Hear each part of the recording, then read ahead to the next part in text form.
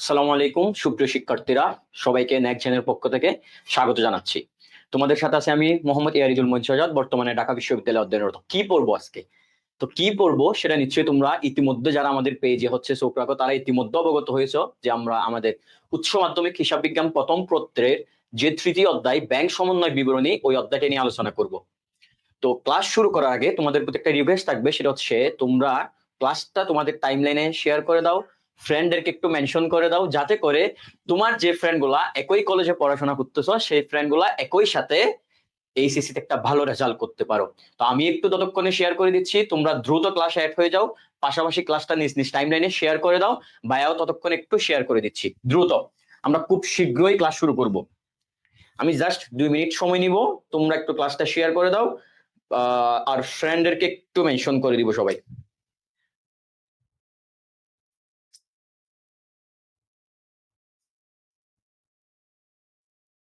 আর যারা ইতিমধ্যে আমাদের সাথে যুক্ত হয়েছে তোমরা একটু জানাও বায়ার কথা ঠিকঠাক মতন শোনা যাচ্ছে কিনা, বায়াকে ঠিকঠাক মতন দেখা যাচ্ছে কিনা, বোর্ডের সবগুলো ঠিক মতন দেখা যাচ্ছে কিনা, এটা একটু বায়াকে জানাও দ্রুত। আমি একটু শেয়ার করে দিচ্ছি ততক্ষণে, তোমরা একটু শেয়ার করে দাও।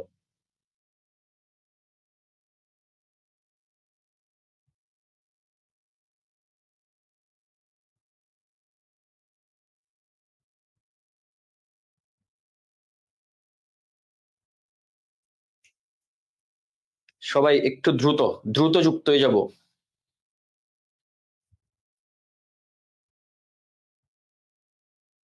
ওকে, ইতিমধ্যে সামিউল ভাই আসসালামু আলাইকুম। ওয়ালাইকুম আসসালাম। যারা যুক্ত হয়েছে তারা একটু জানাও সাউন্ড ক্লিয়ার আছে কিনা দ্রুত। আমি আরেকটু সময় নিব যাতে তোমরা এড হতে পারো, তারপরে আমি ক্লাস শুরু করব।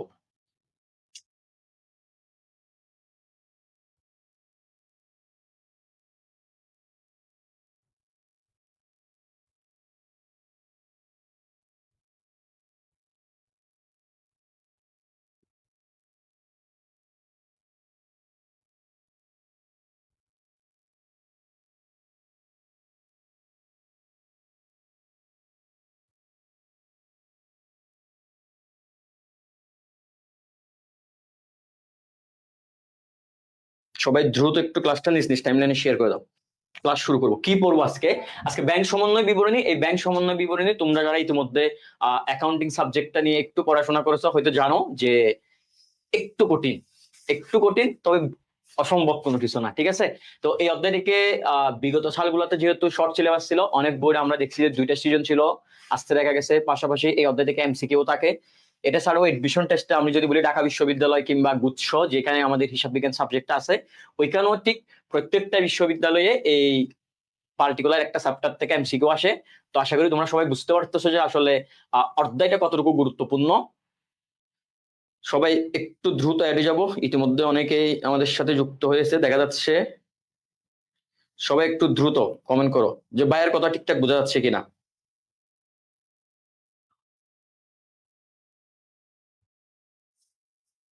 তাইলে হচ্ছে ভাইয়া ক্লাস শুরু করে দিব টপিকের।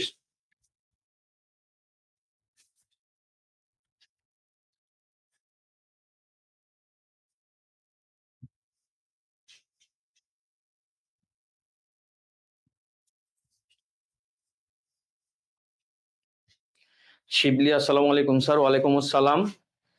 ওকে, শুরু করে দি নাকি? তো কি পড়বো? ইতিমধ্যে তোমরা অবগত আছো যে ব্যাংক সমন্বয় বিবরণী আমাদের উচ্চ মাধ্যমিক হিসাব বিজ্ঞান তৃতীয় অধ্যায়ের যে ব্যাংক সমন্বয় বিবরণী, আজকের পুরো ক্লাস জুড়ে সেটার আলোচনা থাকবে। তো ব্যাংক সমন্বয় বিবরণী জানার আগে আসলে আমাদের কয়েকটা বইয়ের সাথে পরিচিত হইতে হবে, আর এরপর আমরা পরিচয় হবো হচ্ছে ব্যাংক জিনিসটা কি, ব্যাংক সমন্বয় বিবরণী জিনিসটা কি। তো আমরা সবাই তো ব্যাংকে টাকা জমা রাখি, রাইট? তো আমরা যখন ব্যাংকে টাকা জমা রাখি, আমি কে? আমি যখন ব্যাংকে টাকা জমা রাখতেছি, আমি কে? আমি হচ্ছে আমানতকারী। যিনি ব্যাংকে টাকা জমা রাখতেছে সে কে? আমানতকারী। একটু মনোযোগ দিতে হবে। তাহলে একটা পক্ষ হচ্ছে আমানতকারী, আরেকটা পক্ষ কি?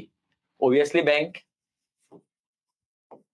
তাহলে এখানে যে 2টা পক্ষ আমরা দেখতে পাচ্ছি, আমি আমার ব্যাংক সংক্রান্ত লেনদেন গুলা, আমি বলতে আমি এখানে বুঝাচ্ছি আমানতকারী, অনেক সময় অনেকগুলো ব্যবসা প্রতিষ্ঠান ব্যাংকে হিসাব করলে সেক্ষেত্রে আমানতকারীর পরিবর্তে আমরা ব্যবসা প্রতিষ্ঠানও বলতে পারি। তো আমানতকারী তার ব্যাংক সংক্রান্ত হিসাব লেখার জন্য একটা বই লিখে, একটা বই প্রস্তুত করে। আরো সহজ করে বললে, আমানতকারী ব্যাংকে যে লেনদেন গুলা করে, ব্যাংকে কি লেনদেন করে, ব্যাংকে টাকা জমা দিচ্ছে, ব্যাংক থেকে টাকা উত্তোলন করতেছে, ওই লেনদেন গুলা লিপিবদ্ধ করার জন্য একটা বই প্রস্তুত করে। তো আমানতকারী তার ব্যাংক সংক্রান্ত লেনদেন গুলা লিপিবদ্ধ করার জন্য যে বইটা প্রস্তুত করে, ওই বইটার নামই হচ্ছে মূলত নগদান বই। তাহলে কি বুঝলাম? আমানতকারী তার ব্যাংক সংক্রান্ত লেনদেন গুলো লিপিবদ্ধ করার জন্য যে বই প্রস্তুত করে সেটার নামই হচ্ছে নগদান বই। তাহলে এখন যদি পরীক্ষায় প্রশ্ন আসে, নগদান বই কে প্রস্তুত করে, নগদান বই কে প্রস্তুত করে, তাহলে আমরা চোখ বন্ধ করে বলতে পারি আমানতকারী। নগদান বই কে প্রস্তুত করে? আমানতকারী। আবার বললাম, আমানতকারীর অপর নাম আমরা বলতে পারি ব্যবসায় প্রতিষ্ঠান। অনেক সময় ব্যবসা প্রতিষ্ঠান যেগুলো কৃত্রিম ব্যক্তি সত্তা বিশিষ্ট প্রতিষ্ঠান আছে, তারাও তো নিজেদের নামে হিসাব করে। আশা করি নগদান বই জিনিসটা আমাদের ক্লিয়ার। তো নগদান বই কার বই? সহজ কথায় আমানতকারীর বই। নগদান বই কে প্রস্তুত করে? আমানতকারী প্রস্তুত করে। কি জন্য প্রস্তুত করে? আমানতকারীর ব্যাংক সংক্রান্ত লেনদেন গুলো লিপিবদ্ধ করার জন্য প্রস্তুত করে।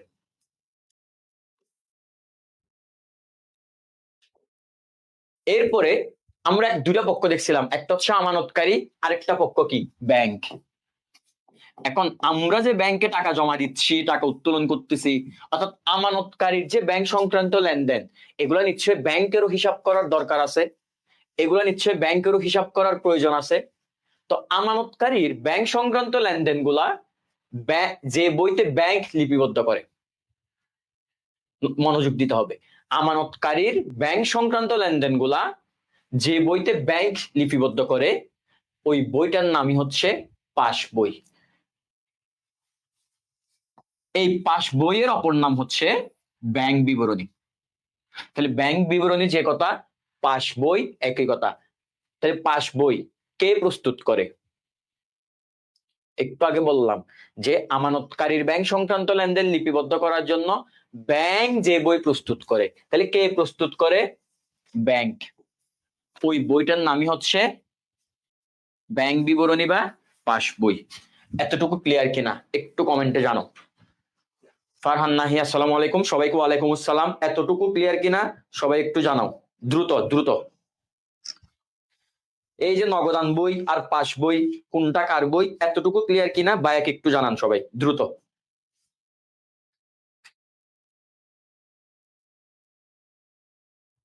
দ্রুত।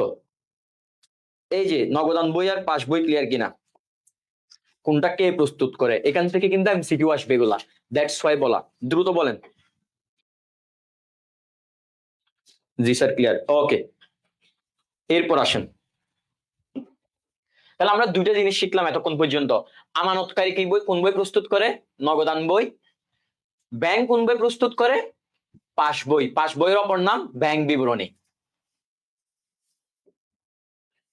এখন আমরা ব্যাংকে যখন কোনো লেনদেন করি, তখন আমি বলতে কেন আমানতকারী, আমানতকারী কোন বইতে লিপিবদ্ধ করে? একটু আগেই তো বললাম,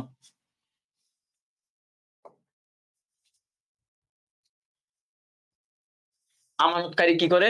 আমানতকারী ব্যাংকে কোন একটা লেনদেন করার সাথে সাথে সে একটা বইতে লিপিবদ্ধ করে। আমানতকারী যে বইতে লিখে তাকে বলা হয় নগদান বই। নগদান বইকে অনেক সময় ক্যাশ বইও বলে। নগদান বই। আমানতকারীর ব্যাংক সংক্রান্ত লেনদেন গুলো লিপিবদ্ধ করার জন্য ব্যাংক একটা বই প্রস্তুত করে। তো ব্যাংক যে বইটা প্রস্তুত করতেছে এটাকে বলা হয় পাস বই। এখন কিছু ভুলের কারণে অনেক সময় কি হয়, এই যে নগদান বইয়ের ব্যাংকের জের আর পাস বইয়ের ব্যাংকের জেরের মধ্যে গরমিল দেখা দেয়। এই গরমিলটা সংশোধন করার জন্য আমানতকারী একটা বই প্রস্তুত করে। কি বললাম? কিছু যৌক্তিক কারণে নগদান বই আর পাস বইয়ের জেরের মধ্যে একটা গরমিল দেখা যায়। ফর এক্সাম্পল, আমরা যে বই প্রস্তুত করি নগদান বইতে, নগদান বই অনুসারে আমি হিসাব করলাম ব্যাংকে আমার টাকা জমা আসে 1,00,000 টাকা। ব্যাংকের যে বই, ব্যাংক ওইখানে হিসাব করে পাইলো তার কাছে জমা আছে 1,20,000 টাকা। আমি পাইলাম 1,00,000 টাকা, ব্যাংক পাইলো 1,20,000 টাকা। কাহিনী কি? কোন একটা গড়মিল তো আছে, অথবা আমি পাইলাম 1 লক্ষ টাকা, ব্যাংক পাইলো 80,000 টাকা, তো টাকা যাইলে লস কার? আমানতকারীর। এই জন্য এগুলো গড়মিল গুলো সংশোধন করার জন্য আমানতকারী একটা বই প্রস্তুত করে। তো আমানতকারী যে বইটা প্রস্তুত করে এই গড়মিলটা সংশোধন করার জন্য, ব্যালেন্সটা মিলকরণ করার জন্য, ভুলের কারণটা উদ্ঘাটনের জন্য যে বইটা প্রস্তুত করে, ওই বইটাকে বলা হয় ব্যাংক সমন্বয় বিবরণী। যেহেতু আমানতকারীর প্রস্তুত করে, তাহলে যদি পরীক্ষায় প্রশ্ন আসে ব্যাংক সমন্বয় বিবরণী কে প্রস্তুত করে, ব্যাংক সমন্বয় বিবরণী কে প্রস্তুত করে, তাহলে আমরা একটু আগে বললাম গড়মিল গুলা সংশোধন করার জন্য, দুইটা বইয়ের মধ্যে যে গড়মিল দেখা যায় এটা সংশোধন করার জন্য কে প্রস্তুত করে? আমানতকারী প্রস্তুত করে, আমানতকারী প্রস্তুত করে। তাহলে ব্যাংক সমন্বয় বিবরণী কে প্রস্তুত করে? আমানতকারী। আমানতকারীর জায়গায় আমরা ব্যবসা প্রতিষ্ঠানও বলতে পারি। একটা জিনিস এখানে খেয়াল রাখতে হবে, সেটা হচ্ছে একটু আগে আমরা যখন পাস বই পড়লাম, পাস বইয়ের অপর নাম ব্যাংক বিবরণী, পাস বইয়ের অপর নাম ছিল ব্যাংক বিবরণী। এই যে ব্যাংক বিবরণী এটা কে প্রস্তুত করে? ব্যাংক। আর পাস বই আর নগদান বইয়ের যে ভুল ওইটা সংশোধন করার জন্য আমানতকারী যে বইটা প্রস্তুত করে ওইটার নাম কি? ব্যাংক সমন্বয় বিবরণী, ব্যাংক বিবরণী নয়। তো ব্যাংক বিবরণী কিন্তু প্রস্তুত করে ব্যাংক, আর ব্যাংক সমন্বয় বিবরণী বললে আমানতকারী বা ব্যবসা প্রতিষ্ঠান। তাহলে একটু যদি সামারি করি, ব্যাংক সংক্রান্ত লেনদেন লিপিবদ্ধ করার জন্য আমানতকারী যে বই প্রস্তুত করে বা আমানতকারী তার ব্যাংক সংক্রান্ত লেনদেন গুলা যে বইতে লিখে রাখে তাকে বলা হয় নগদান বই বা ক্যাশ বুক। আমানতকারীর ব্যাংক সংক্রান্ত লেনদেন লিপিবদ্ধ করার জন্য ব্যাংক যে বইটা প্রস্তুত করে অথবা যে বইটি লিখে রাখে ওই বইটাকে বলা হয় পাস বই অথবা ব্যাংক বিবরণী। আর আমানতকারীর নগদান বই আর ব্যাংকের পাস বইয়ের মধ্যে গড়মিল দেখা দিলে সেটা সংশোধন করার জন্য, ভুলের কারণ উদ্ঘাটনের জন্য কিংবা ব্যালেন্স মিলকরণের জন্য আমানতকারী যে বইটা প্রস্তুত করে সেটাকে বলা হয় ব্যাংক সমন্বয় বিবরণী, ব্যাংক সমন্বয় বিবরণী। তাহলে প্রশ্ন, ব্যাংক সমন্বয় বিবরণী কে প্রস্তুত করে? ব্যাংক সমন্বয় বিবরণী প্রস্তুত করে আমানতকারী। একটু পরেই যখন আমরা এমসিকিউ সলভ করব তখন আমি আপনাদের থেকে এই পড়াগুলা নিব। আশা করি কোন বই কে প্রস্তুত করে, কোন বইয়ের কাজ কি সেটা আমরা পারবো। এখন কথা হইল, ব্যাংক সমন্বয় বিবরণী কি বছরে একবার প্রস্তুত করে, না বছরের শেষে করে, না বছরের শুরুতে করে? হিসাব বিজ্ঞান মুখস্থ করার জিনিস না, ঠিক আছে, বুঝার জিনিস।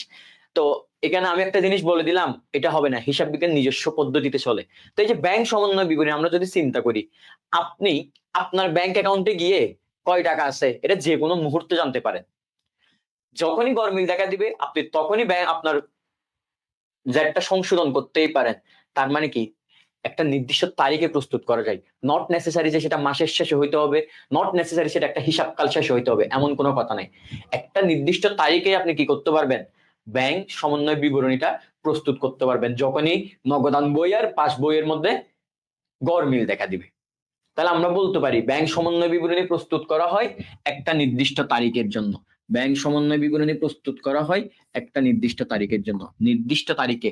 আমি কিন্তু একবারও বলি না হিসাবকাল শেষে। তাহলে ব্যাংক সমন্বয় বিবরণী প্রস্তুত করা হয় একটা নির্দিষ্ট তারিখে।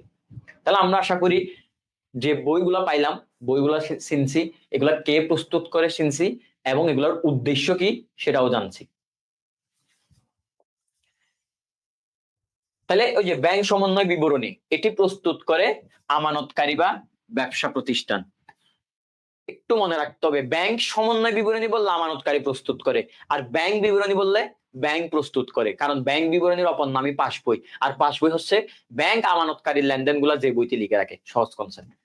এরপরে আচ্ছা, আমার যদি ভুল না হয়, আমার যদি নগদান বই আর পাস বইয়ের জেরের মধ্যে কোনো ধরনের গুজামিল না থাকে, কোনো ধরনের গড়মিল না থাকে, তাহলে কিন্তু আমার ব্যাংক সমন্বয় বিবরণী তৈরি করার দরকার নাই, কারণ আমার জেড ঠিক আছে।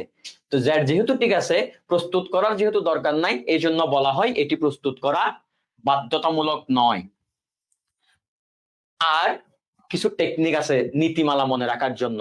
তো একটা জিনিস সবসময় মাথায় রাখবেন, হিসাব বিজ্ঞানে যে কাজগুলা বাধ্যতামূলক নয় বা ঐচ্ছিক, সবগুলা হয় হচ্ছে পূর্ণ প্রকাশ নীতি। কোন নীতি? পূর্ণ প্রকাশ নীতি। তাহলে ব্যাংক সমন্বয় বিবরণী এটা যেহেতু প্রস্তুত করা বাধ্যতামূলক নয়, তাহলে এটা প্রস্তুত করা হয় পূর্ণ প্রকাশ নীতি। পূর্ণ একটু বানানটা ভুল আছে এখানে, এটা হচ্ছে পূর্ণ প্রকাশ নীতি। পূর্ণ প্রকাশ নীতি, এই যে পূর্ণ প্রকাশ নীতি, এই নীতির অপর নাম হচ্ছে দৃষ্টিগোচর করানোর নীতি। প্রশ্ন আসবে ঢাকা বোর্ডে তো আসবে, ঢাকা বিশ্ববিদ্যালয়ে প্রশ্নটা অনেকবার আসছে, যারা এয়ার কোয়েশ্চেন অ্যানালাইসিস করেন তারা দেখবেন। তাহলে ব্যাংক সমন্বয় বিবরণী প্রস্তুত করা হয় কোন নীতি অনুসারে? পূর্ণ প্রকাশ নীতি অনুসারে। পূর্ণ প্রকাশ নীতি কোনগুলা? যেগুলো হচ্ছে যে কাজগুলা সচরাচর হিসাব বিজ্ঞানে ঐচ্ছিক, বাধ্যতামূলক নয়, ওইগুলা সবগুলাই হয় পূর্ণ প্রকাশ নীতি অনুসারে। আর পূর্ণ প্রকাশ নীতি অনুসারে, এই পূর্ণ প্রকাশ নীতির অপর নাম হচ্ছে দৃষ্টিগোচর করানোর নীতি। এতটুকু ক্লিয়ার কিনা দ্রুত জানান, একটু আপনাদের কমেন্ট দেখবো। আপনারা যারা ক্লাস করতেছেন একটা জিনিস সবসময় মাথায় রাখবেন, অ্যাকাউন্টিং এক তো ম্যাথমেটিক্যাল, অ্যাকাউন্টিং একটা তো একে তো ম্যাথমেটিক্যাল সাবজেক্ট। তো যেহেতু ম্যাথমেটিক্যাল, এখানে আমাদের খুব সুন্দর একটা সুযোগ আছে পূর্ণাঙ্গ নাম্বার পাওয়া। পূর্ণাঙ্গ মানে একেবারে আমি যেটা বলতে চাচ্ছি, আপনার যে 200 নম্বরের পরীক্ষা হয়, 200 নম্বরের মধ্যে 200 নাম্বার পাওয়া খুবই ইজি, এটা সম্ভব। অনেকেই মনে করি বোর্ডে হয়তো আমাদেরকে নাম্বার দেয় না, কিন্তু এটা কখনো হয় না। বোর্ডে 200-তে 200 দেয়। এন্ড আপনারা এই মুহূর্তে যার ক্লাস করতেছেন তারও বোর্ডে হচ্ছে অ্যাকাউন্টিং এ 200-তে বরাবর 200 ছিল। তো দ্যাটস ওয়াই বলা, তো যে টেকনিক গুলা দিব এগুলা যদি অনুসরণ করতে পারেন, যে গাইডলাইন বলবো আমরা নেক্সট জেনের পক্ষ থেকে, এগুলো যদি আপনারা অনুসরণ করতে পারেন, অ্যাটলিস্ট আমি অ্যাকাউন্টিং নিয়ে কনফিডেন্স, ইনশাল্লাহ আপনারাও 200-তে 200 পাবেন। জাস্ট ক্লাসটা মনোযোগ দিয়ে করতে হবে, নোট ডাউন করতে হবে, আর সর্বশেষ বাসায় একটু কাগজে কলম নিয়ে প্র্যাকটিস করতে হবে। আদারওয়াইজ আসলে নিজে যদি প্র্যাকটিস না করি, নিজে যদি পড়াশোনা না করি, তাইলে কিন্তু হবে না। ইস্তিয়াক হাসান বাবু আমাদের সাথে যুক্ত। স্যার কেমন আছেন? আমি ভালো আছি। সবাই একটু ফ্রেন্ডদেরকে মেনশন করেন, আবারও বলতেছি, যাতে করে একই কলেজের ফ্রেন্ড গুলা একই বিশ্ববিদ্যালয়ে পড়তে পারেন। এরপরে আমরা ব্যাংকে সচরাচর লেনদেন করি চেকের মাধ্যমে। ধরেন আপনার দেনাদার আপনাকে একটা চেক দিল, তো চেকে যে তারিখটা থাকবে ওই তারিখে ঠিক 6 মাস পর্যন্ত আপনি টাকা উত্তোলন করতে পারবেন। ধরেন আপনাকে 1/1/2025 তারিখে একটা চেক দিল, 1/1/2025 থেকে পরবর্তী 6 মাসের ভিতর যদি আপনি টাকাটা উত্তোলন না করেন, এরপরে চেকটা থেকে আর আপনি টাকা উত্তোলন করতে পারবেন না, এটার মেয়াদ চলে যাবে। এই জন্য বলা হয় একটা চেকের বৈধতার মেয়াদ 6 মাস বা 180 দিন। একটা চেকের বৈধতার মেয়াদ 6 মাস বা 180 দিন। একটা চেকের বৈধতার মেয়াদ 6 মাস বা 180 দিন। আশা করি এইটুকু আপনাদের ক্লিয়ার। এখন আসেন, ব্যাংক সমন্বয় বিবরণী যে প্রস্তুত করে এটার উদ্দেশ্য কি, এটা অলরেডি আপনাদেরকে বলা হয়ে গেছে। আমরা ব্যাংক সমন্বয় বিবরণীর যখন উদ্দেশ্য পড়বো, আমরা যখনই হিসাব বিজ্ঞান পড়ি, আমাদের হিসাব বিজ্ঞান আসলে দুই ধরনের কথা মনে রাখতে হয়। একটা হচ্ছে যে কি ব্রিটিশ হিসাব বিজ্ঞান, আর একটা হচ্ছে আমেরিকান হিসাব বিজ্ঞান। একটা হচ্ছে ব্রিটিশ হিসাব বিজ্ঞান, আর একটা হচ্ছে আমেরিকান হিসাব বিজ্ঞান। তো ব্রিটিশ হিসাব বিজ্ঞান অনুসারে যখন আমরা ব্যাংক সমন্বয় বিবরণী প্রস্তুত করতাম, এখনো করি, একক জের পদ্ধতি। এটার মূল উদ্দেশ্য থাকে আমাদের মূলত নগদান বই আর পাস বইয়ের মধ্যে, নগদান বই আর যে পাস বইয়ের মধ্যে ব্যালেন্স থাকে, ওই ব্যালেন্সটা গড়মিল যে হয়, ওই গড়মিলের কারণটা নির্ণয় করা। এটা হচ্ছে ব্রিটিশ পদ্ধতি বা সনাতন পদ্ধতিতে ব্যালেন্সটা কি করা, গড়মিলের কারণটা নির্ণয় করা। কেন গড়মিল হইল, কেন নগদান বই আর পাস বইয়ের ব্যালেন্সের মধ্যে একটা বিচ্যুতি দেখা দিল, বিচ্যুতি মানে পার্থক্য দেখা দিল। আর আমেরিকান হিসাব বিজ্ঞানের উদ্দেশ্য হচ্ছে, আমেরিকান হিসাব বিজ্ঞানের যে ব্যাংক সমন্বয় বিবরণীটা আমরা করি, এটাকে বলা আধুনিক পদ্ধতি। আর আধুনিক পদ্ধতির অপর নাম হচ্ছে আপনার ব্যাংক সমন্বয়ের দ্বৈত জের পদ্ধতি, তো বা উভয় জের পদ্ধতি। এটার মূল উদ্দেশ্য থাকে হচ্ছে নগদান বই আর পাস বইয়ের মধ্যে ব্যালেন্সটা মিলকরণ করা। আপনাদের এই মুহূর্তে আমি বলবো এটা মুখস্থ রাখতে, কেন ব্যালেন্স মিলকরণ। বাট আমি যখন ম্যাথ করে দেখাবো আপনাদেরকে, আমেরিকান পদ্ধতিতে যখন ব্যাংক সমন্বয় বিবরণী করে দেখাবো, তখন আপনারা দেখবেন নগদান বইয়ের যে জের আর পাস বইয়ের যে জের, উভয় জের দিয়ে যখন ম্যাথ করবো, দুইটা জেরই কি হয়ে যাবে, মিলে যাবে। তো দুইটা জেরই যখন মিলে যাবে, তখনই আপনি হচ্ছে এই জিনিসটা প্রমাণ পাবেন যে কেন উদ্দেশ্যটা নগদান বই আর পাস বইয়ের মধ্যে ব্যালেন্সটা মিলকরণ হয়। আপাতত দুইটা উদ্দেশ্য আমরা মনে রাখবো। আমেরিকান হিসাব বিজ্ঞান অনুসারে ব্যাংক সমন্বয় বিবরণী প্রস্তুতির উদ্দেশ্য হচ্ছে নগদান বই ও পাস বইয়ের ব্যালেন্স মিলকরণ করা। আর ব্রিটিশ হিসাব বিজ্ঞান বা সনাতন হিসাব বিজ্ঞান অথবা একক জের পদ্ধতি অনুসারে ব্যাংক সমন্বয় বিবরণী প্রস্তুতির উদ্দেশ্য কি, নগদান বই আর পাস বইয়ের ব্যালেন্সের গড়মিলে বা বিচ্যুতির কারণ উদ্ঘাটন করা। এখন এই জায়গায় একটা কনফিউশন, এটা ঢাকা বিশ্ববিদ্যালয়ের প্রশ্ন ছিল, আমি যদি ভুল না করি 2016-17 সেশনে। সেটা হচ্ছে প্রশ্ন দেওয়ার পরে অপশনের দুইটা ছিল, নিচের কোনটি ব্যাংক সমন্বয় বিবরণীর উদ্দেশ্য? এখন অপশনে যদি দুইটা থাকে তখন সেক্ষেত্রে অবভিয়াসলি এরকম একটা অপশন থাকার কথা যে A+B, এই ধরনের দুইটা দাগানোর কথা। আনলাকিলি এটাও ছিল না। তাহলে আপনি কি করবেন? তখন তারা যেটা করছে, দুটার মধ্যে আমরা কোনটাকে প্রায়োরিটি দিব, সনাতন পদ্ধতি না আধুনিক পদ্ধতি? একটু কমন সেন্সটা ইউজ করে দেখেন তো, কোন পদ্ধতিটাকে আমরা প্রায়োরিটি দিব বলেন? আমরা কোন পদ্ধতিটাকে প্রায়োরিটি দিব?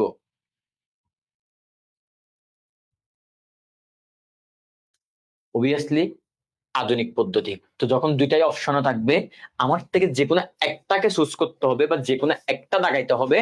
দ্যাট মিনস আমরা প্রায়োরিটি দিব নগদান বই ও পাস বইয়ের মধ্যে ব্যালেন্স মিলকরণ করা, এটাকে দেখাবো।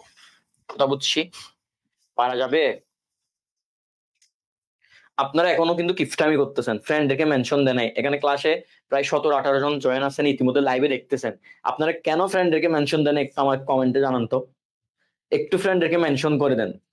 জ্ঞান বিতরণ করার জিনিস। আপনি যদি, আমরা অনেকে আছি কিরকম মনে করি যে না, ক্লাসটা যদি শেয়ার করি টাইমলাইনে কিংবা ক্লাসটা যদি ফ্রেন্ডদেরকে যদি মেনশন দিয়ে দিই তাহলে মনে হয় সে আমার থেকে আগে যাবে। আসলে বিষয়টা এমন না। যত বেশি ক্লাসে আপনারা এনগেজ থাকবেন তাহলে আমরা হচ্ছে মোটিভেশন পাই, তাহলে আমাদের আরো বেশি দিতে ইচ্ছা করে। এক তো এটা, দ্বিতীয়ত যত বেশি অডিয়েন্স বা স্টুডেন্ট থাকবে তত বেশি আপনার কম্পিটিটর থাকবে, তাইলে আপনার কম্পিটিশনটা তখন হাই হয়ে যাবে, তখন আপনার পড়াশোনাটা আলটিমেটলি বেশি হয়ে যাবে। তো এটা ভাবার কোনো দরকার নাই। যারা আছেন সবাই দ্রুত ফ্রেন্ডকে মেনশন করে দেন, দ্রুত।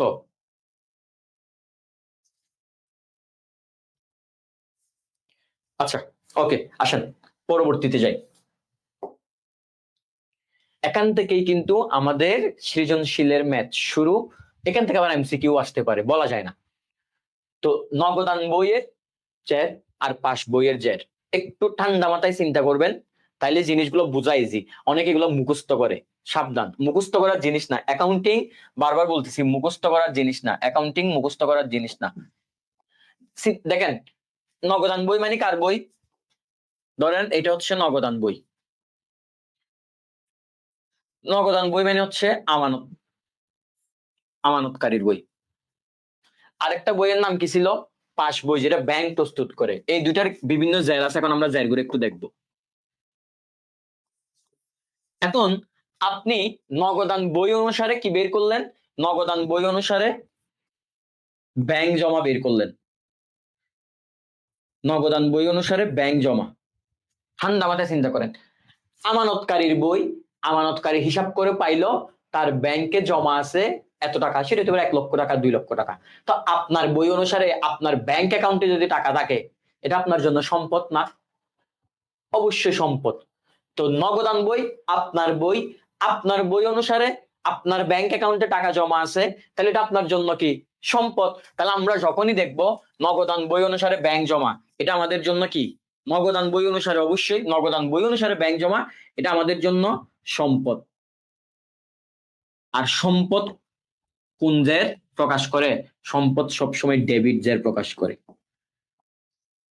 একটা কথা বলে রাখি, আপনারা ব্যাংক সমন্বয় বিবরণী দেখবেন, এক একজনে এক এক টেকনিক দিয়ে, বাম পদ্ধতি, ডান পদ্ধতি, আরো অনেক ধরনের যোগ বিয়োগ, অনেক ধরনের পদ্ধতি অনুসরণ করে।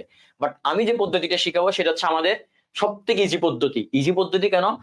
আমরা কমার্সের স্টুডেন্টরা কিন্তু ডেবিট ক্রেডিট ভালো বুঝি। তা আমি যে পদ্ধতিটা আপনাদেরকে শিখাবো সেটা হচ্ছে ডেবিট ক্রেডিটের মাধ্যমে ব্যাংক সমন্বয় প্রস্তুত।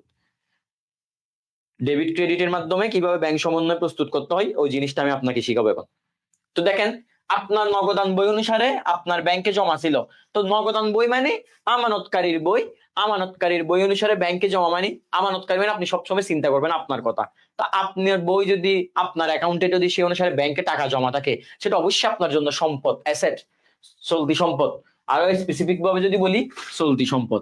আর সম্পদ আমাদের জন্য কোন জের প্রকাশ করে? সম্পদ আমাদের জন্য ডেবিট জের প্রকাশ করে। আমরা ম্যাথ করার সময় এই ডেবিটটা লাগবে। আশা করি এটা আমাদের ক্লিয়ার। এখন ধরেন আপনি যখন নগদান বইতে হিসাব করতেছেন, তখন নগদান বই অনুসারে ব্যাংক জমা না পেয়ে পাইয়ে গেলেন হচ্ছে ব্যাংক জমাতিরিক্ত। ব্যাংক জমাতিরিক্ত। এই যে ব্যাংক জমাতিরিক্ত ওয়ার্ডটা নিয়ে আমাদের ভিতরে অনেক সময় কনফিউশন হয়। একটু ঠান্ডা মাথায় বুঝেন, ব্যাংক জমাতিরিক্ত। জমাতিরিক্ত ওয়ার্ডটা আছে হচ্ছে জমার অতিরিক্ত থেকে। ব্যাংক জমাতিরিক্ত তার মানে জমার অতিরিক্ত উত্তোলন। আমরা যখন বলবো যে জমাতিরিক্ত, তার মানে আপনার অ্যাকাউন্টে ধরেন টাকা জমা ছিল, বুঝিয়েন আপনার অ্যাকাউন্টে টাকা জমা ছিল 1 লাখ টাকা, মানে 1 লাখ টাকা জমা ছিল, তো জমার অতিরিক্ত উত্তোলন করছেন, দ্যাট মিনস আপনি উত্তোলন করলেন জমার অতিরিক্ত। ধরেন আপনি সেটা হইতে পারে 1,10,000 টাকা, সেটা হইতে পারে 1,10,000 টাকা। তাইলে এখানে জমার অতিরিক্ত কত উত্তোলন করলাম? এই যে 10,000 টাকা, অতিরিক্ত 10,000 টাকা যেটা উত্তোলন করলাম, এটাকে বলা হয় জমাতিরিক্ত। এখন ঠান্ডা মাথায় চিন্তা করেন তো, আপনি টাকা জমা রাখলেন 1 লক্ষ টাকা, উত্তোলন করলেন 1,10,000 টাকা, জমাতিরিক্ত অর্থাৎ অতিরিক্ত উত্তোলন করলেন 10,000 টাকা। ব্যাংক তো ভাই আমার শ্বশুর না যে আমাকে অতিরিক্ত টাকা দিবে, নিশ্চয় টাকাটা আবার ফেরত দিতে হবে। তার মানে কি, আমি যতদিন পর্যন্ত টাকাটা ফেরত দিচ্ছি না, এই যে অতিরিক্ত উত্তোলন করলাম, এটা আমার জন্য কি, টাকা আমার একটা নির্দিষ্ট সময় শেষে পরিশোধ করতে হবে, ব্যাংক টাকাটা আমার থেকে পাবে, তাহলে অতিরিক্তটা আমার জন্য দায় না? কারণ আমি এটা কাইন্ড অফ আমার জন্য ঋণের মতো আচরণ করে না? টাকাটা আমার পরিশোধ করতে হবে একটা নির্দিষ্ট সময় শেষে। তাহলে আপনার বই অনুসারে আপনি দেখতেছেন অতিরিক্ত উত্তোলন করলেন 10,000 টাকা, তাহলে অতিরিক্ত উত্তোলনের টাকাটা আপনার জন্য কি, দায়। কোন ধরনের দায়? ব্যাংক জমাতিরিক্ত। যারা অ্যাকাউন্টিং পড়ছেন দ্বিতীয় অধ্যায়, এটা চলতি দায়। তাইলে নগদান বই অনুসারে আপনার যে ব্যাংক জমাতিরিক্ত, এটা কোন কোন হিসাব? চলতি দায়। আর এটা যেহেতু চলতি দায়, আমরা সবাই জানি দায় কোন জের প্রকাশ করে? দায়গুলা সব ক্রেডিট জের প্রকাশ করে। দায়গুলা সব ক্রেডিট জের প্রকাশ করে। তাহলে আমরা যখনই ম্যাথে দেখবো নগদান বই অনুসারে ব্যাংক জমা, চোখ বন্ধ করে ডেবিট, কারণ ব্যাংক জমা, নগদান বই মানে আমার বই অনুসারে ব্যাংক জমা ডেবিট, নগদান বই অনুসারে ব্যাংক জমা অতিরিক্ত, এটা আমার জন্য চলতি দায়, এটা আমার জন্য ক্রেডিট। এতটুকু আপনাদের ক্লিয়ার কিনা? এতটুকু আপনাদের ক্লিয়ার কিনা দ্রুত জানান।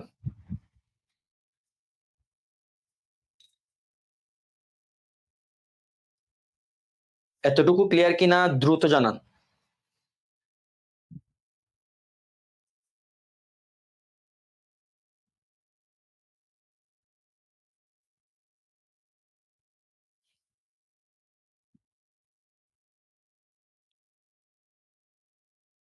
এতটুকু ক্লিয়ার কিনা?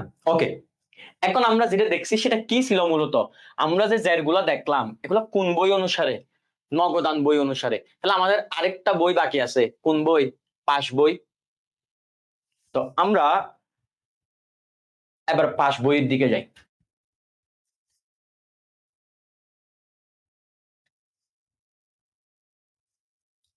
পাস বই, পাস বই মানে কার বই? পাস বই মানে হচ্ছে ব্যাংকের বই। এটা কে প্রস্তুত করে? ব্যাংক প্রস্তুত করে। তো এবার চিন্তা করেন তো, পাস বই অনুসারে ব্যাংক কি করলো? পাস বই অনুসারে ব্যাংক বের করলো যে আপনার অ্যাকাউন্টে ব্যাংকে জমা আছে। পাস বই, প্রথম কথা এটা মনে রাখতে হবে আপনার, পাস বই মানে ব্যাংকের বই, এটা আগেই বলছি। পাস বই মানে ব্যাংকের বই।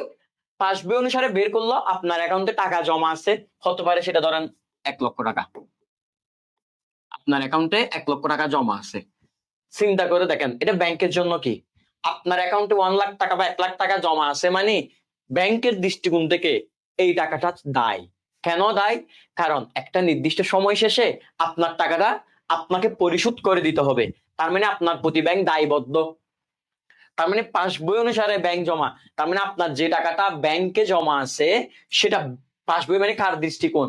এখন কিন্তু আর আমানতকারীর দৃষ্টিকোণ না, পাস বই মানে ব্যাংকের প্রেক্ষাপট আমরা চিন্তা করব। তাহলে ব্যাংকের দৃষ্টিকোণ থেকে ব্যাংক জমা, ব্যাংকের দৃষ্টিকোণ থেকে ব্যাংক জমা মানে আপনার অ্যাকাউন্টে যে টাকাটা আছে সেটা কি করতে হবে? নির্দিষ্ট সময় শেষে পরিশোধ করে দিতে হবে। তো যেটা পরিশোধ করে দিতে হবে সেটাকে আমরা কি বলি? দায় বলি। তাহলে পাস বই অনুসারে ব্যাংক জমা আমাদের জন্য চলতি দায়। যেহেতু পাস বই অনুসারে ব্যাংক জমা আমাদের জন্য চলতি দায়, তাহলে এটা কোন জের হবে? সকল দায় ক্রেডিট জের হয়। সকল দায় ক্রেডিট জের হয়। আশা করি ক্লিয়ার। এরপরে যেটা আসে আরেকটা জের, সেটা হচ্ছে পাস বই অনুসারে ব্যাংক জমাতিরিক্ত।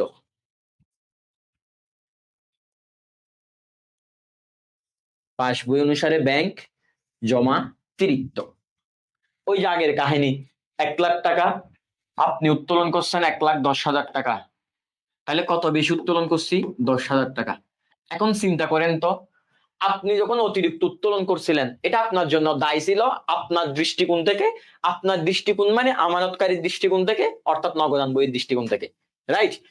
এখন যখন আমি বলতেছি পাস বই অনুসারে ব্যাংক জমাতিরিক্ত, ব্যাংক সারা বছরে আপনার হিসাবগুলা ক্যালকুলেশন করে পাইলো আপনি অতিরিক্ত উত্তোলন করলেন 10,000 টাকা। তো আপনি যে টাকাটা অতিরিক্ত উত্তোলন করছেন, এই টাকাটা ব্যাংক আপনার থেকে পাবে একটা নির্দিষ্ট সময় শেষে। তাহলে এটা ব্যাংকের জন্য কি? ব্যাংকের জন্য সম্পদ, কারণ ব্যাংকের টাকা আপনার কাছে আছে এন্ড একটা নির্দিষ্ট সময় শেষে সেটা আপনি পরিশোধ করবেন। এটা আপনার জন্য দায়ী ছিল, ঠিক আছে। এখন যেহেতু পাস বইয়ের দৃষ্টিকোণ থেকে আমরা পড়তেছি, তাহলে পাস বইয়ের দৃষ্টিকোণ থেকে এটা কি সম্পদ না ব্যাংকের দৃষ্টিকোণ থেকে? তাইলে পাস বই অনুসারে ব্যাংক জমাতিরিক্ত হচ্ছে চলতি সম্পদ।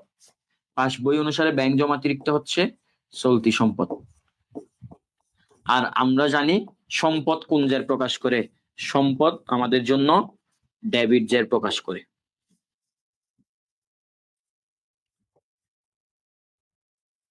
সম্পদ আমাদের জন্য ডেবিট জের প্রকাশ করে। আশা করি এতটুকু আমাদের ক্লিয়ার। সম্পদ আমাদের জন্য ডেবিট জের প্রকাশ করে। এখন যদি আমরা একটু সামারি করি, আসেন। নগদান বই অনুসারে ব্যাংক জমা ছিল, নগদান বই মানে আপনার বই অনুসারে ব্যাংক জমা ছিল চলতি সম্পদ, ডেবিট উদ্বৃত্ত। কিন্তু ওইটা পাস বই অনুসারে ব্যাংক জমা, ব্যাংকের দৃষ্টিকোণ থেকে এটা চলতি দায়, যেহেতু আপনাকে একটা নির্দিষ্ট সময় শেষে পরিশোধ করতে হবে, এটা চলতি দায়, এই জন্য এটা ক্রেডিট উদ্বৃত্ত।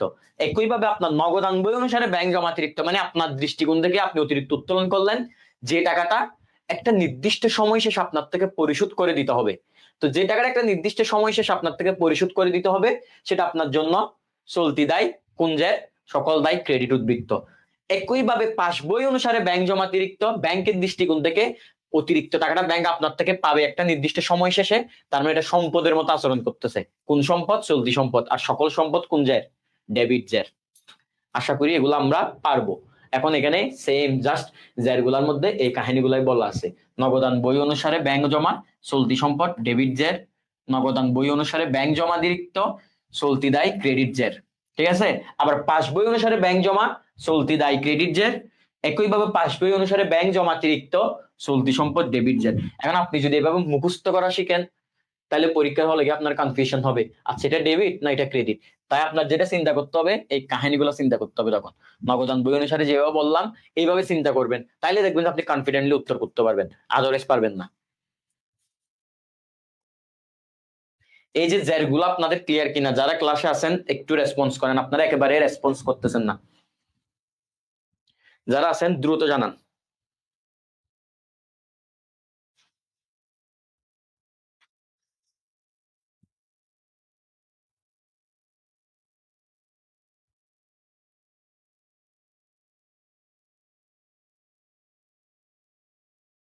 দ্রুত জানান।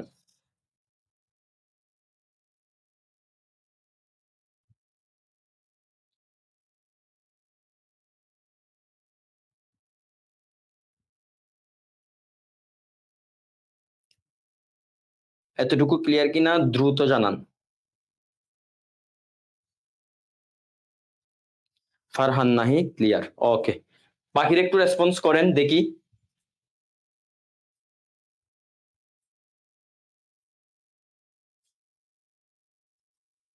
ওকে, আসেন তাহলে, যেহেতু এটা ক্লিয়ার, আমরা আমাদের পরবর্তী ক্লাসে যাই, পরবর্তী স্লাইডে যাই।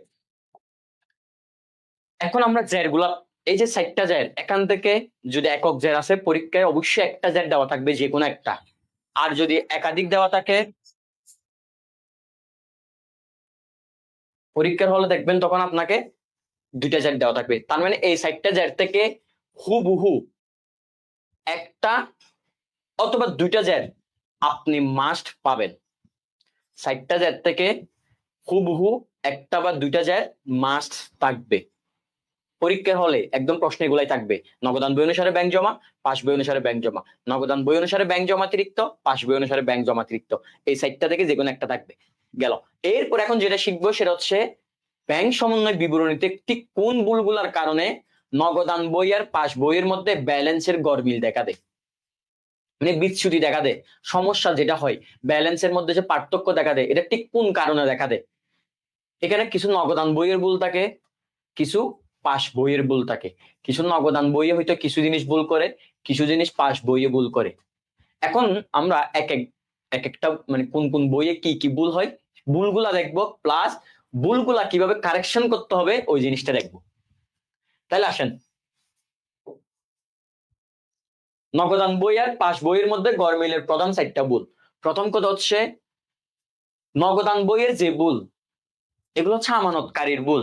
তা আপনি যখন ভুলগুলা সংশোধন করবেন, এগুলা যেহেতু আমানতকারীর ভুল, নগদান বইয়ের ভুলগুলা, এগুলোর জন্য আমরা পরীক্ষায় যখন বলবে জাবেদা দাও, শুধুমাত্র নগদান বইয়ের ভুলগুলোর জন্য জাবেদা দিব।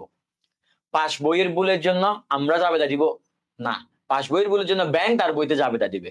তা আমাদেরকে যদি পরীক্ষায় বলে উপযুক্ত লেনদেন গুলা থেকে বা ভুলগুলা থেকে উপযুক্ত জাবেদা দাও, তখন আমরা শুধুমাত্র যে ভুলগুলা ব্যাংকের নগদান বইয়ের ভুল বা আমানতকারীর ভুল, সেগুলোর জন্য জাবেদা দিব। যে ভুলগুলা আমানতকারীর ভুল না, মানে ব্যাংকের ভুল, ওইগুলোর জন্য কোনো ধরনের জাবেদা দিব না। আশা করি ক্লিয়ার। আসেন, এখানে এই কথাটাই বলা আছে, পাস বইয়ের ভুল দুটি, এগুলোর জন্য কোনো ধরনের জাবেদা দিতে হয় না। এখন পাস বইয়ের ভুলগুলা কি কি, খুব ভুলগুলো মনে রাখতে হবে। ভুলগুলা কিভাবে কারেকশন করতে হয় এটা মনে রাখতে হবে, তাহলে আপনি পরীক্ষায় ব্যাংক সমন্বয় সৃজনশীল পারবেন, আদারওয়াইজ পারবেন না। প্রথম যে ভুলটা পাস বইয়ে করে সেটা হচ্ছে ব্যাংকে জমাকৃত চেক, আপনি ব্যাংকে কোন একটা চেক জমা দিচ্ছেন, অথবা প্রাপ্য বিল, অথবা কোন একটা প্রাপ্য বিল জমা দিচ্ছেন, যা ব্যাংক থেকে এখনো আদায় হয়নি, যা ব্যাংকে এখনো আদায় হয়নি। ব্যাংক আদায় হয়নি মানে ব্যাংক কর্তৃক আদায় হয়নি, ব্যাংক থেকে আদায় হয়নি মানে যা ব্যাংক কর্তৃক আদায় হয়নি। এটার কিছু বিভিন্ন নাম আছে, প্রত্যেকটা নাম ইম্পর্টেন্ট, পরীক্ষায় যে কোনো নামে আসতে পারে। আপনাকে যখন বলবে পরিবহনাধীন চেক, আপনি বুঝে নিবেন ব্যাংকে জমাকৃত চেক এখনো ব্যাংক কর্তৃক আদায় হয় নাই। আপনাকে যখন বলবে প্রতিমধ্যা আমানত জমাকৃত চেক, আপনি বুঝে নিবেন ব্যাংকে জমাকৃত চেক এখনো ব্যাংক কর্তৃক আদায় হয় নাই।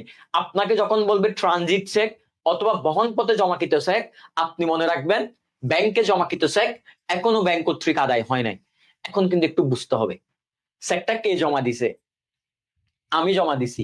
কার অ্যাকাউন্টে? আমার অ্যাকাউন্টে। প্রশ্ন হয় না, আমি আমার অ্যাকাউন্টে চেক জমা দিছি, আমি তো আর আমার অ্যাকাউন্টে আমার নিজের টাকার চেক জমা দিব না, নিজের অ্যাকাউন্টের চেক তো আর আমার নিজের অ্যাকাউন্টে জমা দিব না। চেকটা কই পাইলাম? চেকটা আমাকে কেউ একজনে দিছে, কেউ একজনকে আমার চেহারা দেখে চেক দিবে না। চেকটা পাইছি হচ্ছে আমার দেনাদার থেকে বা প্রাপ্য হিসাব থেকে, যার থেকে আমি টাকা পাইতাম, বিনিময়ে সে আমাকে চেক দিল।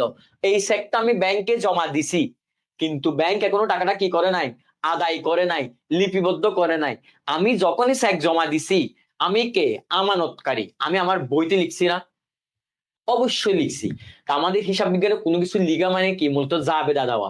তা আমরা যখন চেক জমা দিচ্ছি বা চেকটা পাইছি, তখনই আমরা নগদান বইতে জাবেদা দিয়ে দিই। কি জাবেদা দিই? আমি যখনই চেক পাইছি, তার মানে আমি আমার অ্যাকাউন্টে টাকা বৃদ্ধি করে ফেলছি, আমার ব্যাংক হিসাবে ডেবিট, টাকা বৃদ্ধি করছি। আর আমি চেকটা যেহেতু আমার প্রাপ্য হিসাব থেকে পাইছি, প্রাপ্য হিসাবকে কমাই দিব। নগদান বইতে এই জাবেদাটা আমরা দিয়ে দিছি, ঠিক না? এটা আমরা নগদান বইতে এই জাবেদাটা দিয়ে দিছি। একটু মনোযোগ দেন। এখন ভুলটা কে করলো? ব্যাংকে জমাকৃত চেক ব্যাংক কর্তৃক আদায় হয় নাই। ব্যাংক কর্তৃক আদায় হয় না মানে তাহলে লিপিবদ্ধ করে নাই কে? ব্যাংক লিপিবদ্ধ করে নাই। আমার অ্যাকাউন্টে সে টাকা যোগ করার কথা ছিল, টাকাটা সে যোগ করে নাই। কেমনে বুঝছি ভাইয়া যোগ করতে হবে? আমি যখন চেক জমা দিব আমার অ্যাকাউন্টে, তাহলে অবভিয়াসলি টাকা কি করতে হবে? বাড়াইতে হবে, বৃদ্ধি করতে হবে। তো আমার অ্যাকাউন্টে টাকা বৃদ্ধি করতে হবে কার থেকে? ব্যাংকের থেকে। সে বৃদ্ধি করে নাই, করার কথা করে নাই, তাহলে এখন কি করবে? সংশোধনের জন্য যেটা বৃদ্ধি করে নাই সেটাকে বৃদ্ধি করে দিতে হবে। এখন আসেন, আমার অ্যাকাউন্টে এই জমাকৃত চেকের মাধ্যমে যদি ব্যাংক টাকা আদায় করে, আমার অ্যাকাউন্টে টাকা কি হবে? বৃদ্ধি পাবে। আমার অ্যাকাউন্টে টাকা বৃদ্ধি মানে আমার ব্যাংক জমা বৃদ্ধি মানে ব্যাংকের দৃষ্টিকোণ থেকে দায় বৃদ্ধি। কারণ আমার অ্যাকাউন্টে যত বেশি টাকা বাড়বে ব্যাংকের দৃষ্টিকোণ থেকে দায় বৃদ্ধি পাবে। তো এটা যেহেতু পাস বইয়ের ভুল, ব্যাংকের ভুল, তাহলে সংশোধন হবে পাস বইতে। পাস বইতে কি করতে হবে? টাকা এই ভুলের জন্য পাস বইতে টাকা যোগ করতে হবে। আর পাস বইতে টাকা যোগ করা মানে ব্যাংকের দৃষ্টিকোণ থেকে দায় বৃদ্ধি করা। এই জন্য আমরা যখনই দেখব এই লেনদেনটা যখন দেখব তখন আমরা দেখবো যে এটা যেহেতু ব্যাংকের ভুল, ব্যাংকের ভুল হলে ব্যাংকের বইতে কারেকশন করবে। ব্যাংকের বই কোনটা? পাস বই। তার মানে পাস বইতে কারেকশন করবে। কি কারেকশন করবে? পাস বইতে টাকা যোগ করতে হবে। যোগ করতে হবে এটা এমসিকিউর জন্য। পাস বইতে টাকা ক্রেডিট করতে হবে এটা সিকিউর জন্য। পাস বইতে টাকা ক্রেডিট করতে হবে অথবা যোগ করতে হবে। কেন যোগ করতে হবে? কারণ আমার অ্যাকাউন্টে টাকা বৃদ্ধি করা মানে কি? টাকা যোগ করা। আর কেন ক্রেডিট? কারণ পাস বইতে আলটিমেটলি আমার অ্যাকাউন্টে টাকা বৃদ্ধি মানে পাস বইয়ের দৃষ্টিকোণ থেকে, আলটিমেটলি ব্যাংকের দৃষ্টিকোণ থেকে সেটা কি? চলতি দায়। তাহলে দায় বৃদ্ধি করা। দায় বৃদ্ধি করা মানে কি? ক্রেডিট করা। এতটুকু ক্লিয়ার কিনা? দ্রুত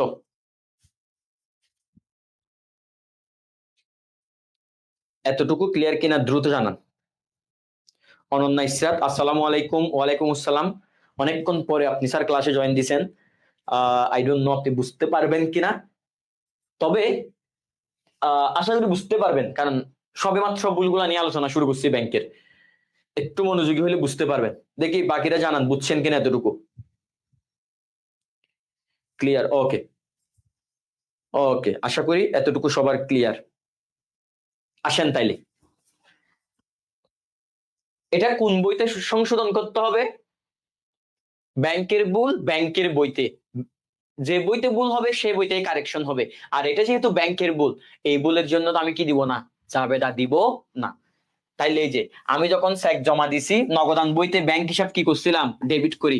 আমি ধরেন 7,000 টাকার একটা চেক জমা দিলাম, আমি নগদান বইতে কিন্তু 7,000 টাকা ডেবিট করে ফেলছি, টাকা যোগ করে ফেলছি। তাহলে ব্যাংক কি করবে? ব্যাংক কিন্তু লিখে নাই, তাহলে ব্যাংক লিখে দিবে। আমার অ্যাকাউন্টে টাকা বাড়ানো মানে ব্যাংকের দৃষ্টিকোণ থেকে কি? দায় বাড়া। তো ব্যাংক দায় বৃদ্ধি করে দিতে হবে, এটাই যোগ করে দিতে হবে। মূল কথা হচ্ছে সেটা। এরপরে যে 2 নাম্বার ভুল, এটাও হচ্ছে পাস বই বা ব্যাংকের ভুল। সেটা হচ্ছে যে কি? আহ ইচ্ছাকৃত না, ইস্যুকৃত চেক।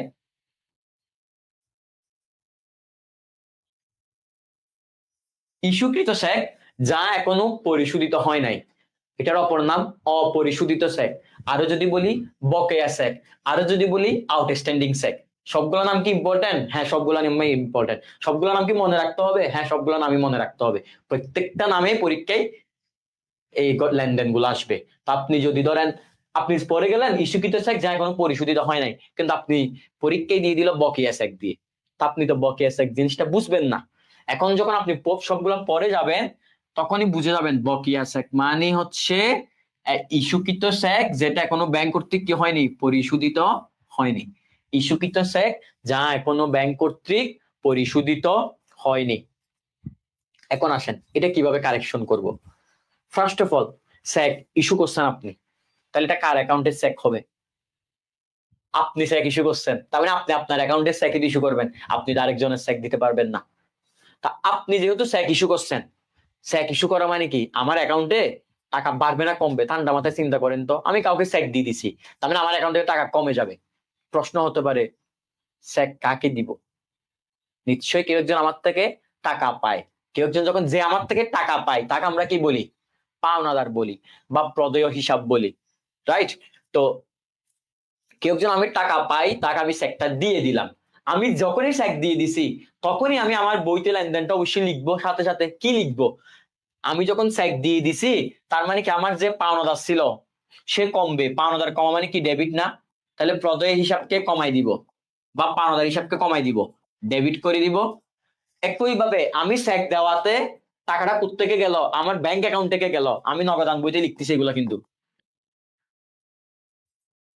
নগদান বইতে জাবেদা দিচ্ছি যেহেতু আমি আমার বইতে ব্যাংক হিসাবকে ক্রেডিট করি।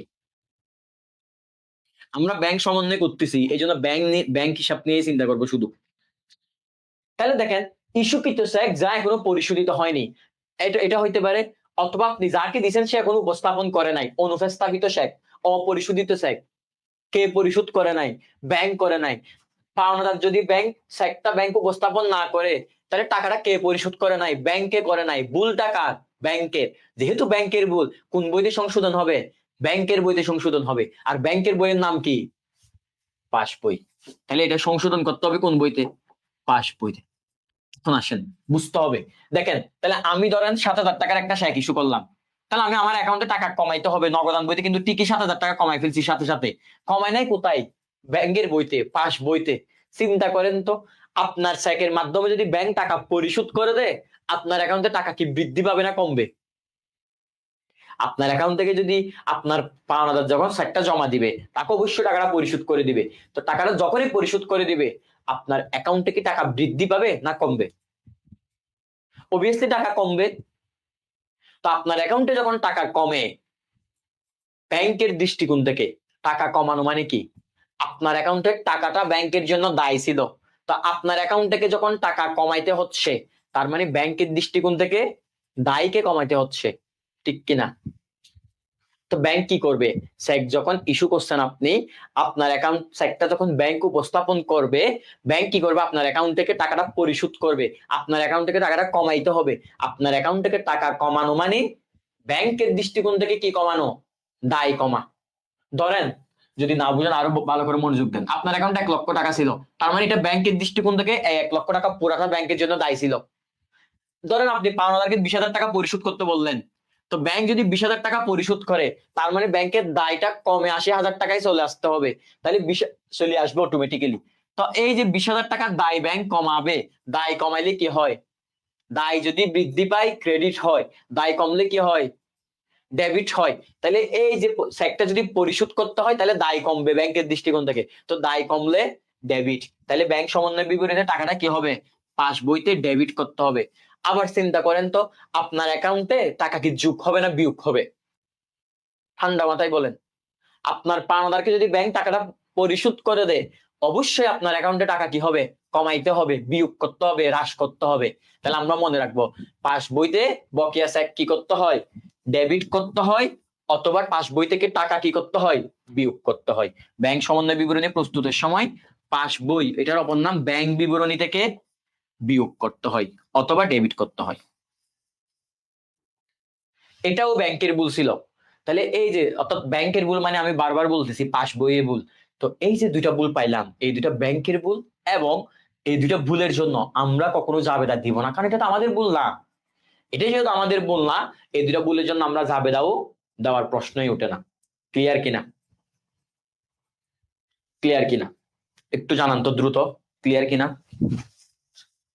পানি পানি।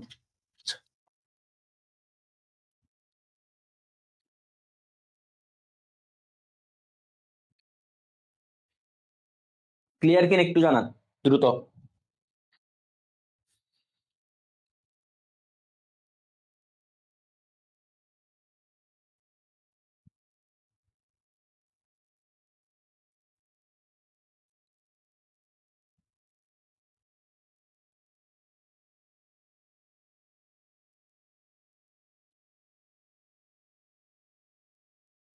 ওকে, আমরা প্রধান ভুল পাই 4টা, এর মধ্যে 2টা পাই নগদান বইয়ে, 2টা পাই পাস বইয়ে। আমরা আজকে 2টা ভুল আলোচনা করবো জাস্ট, এই যে যে 2টা করলাম, এন্ড এটা কিভাবে সংশোধন করতে এটা দেখলাম। যতটুকু পড়ছি ঠিক ততটুকু দেখবেন, এমসিকিউ দেখবো। আপনাদের পরবর্তী অ্যাকাউন্টিং ক্লাসে মেইনলি হচ্ছে বাকি 2টা ভুল নিয়ে আমি আলোচনা করব।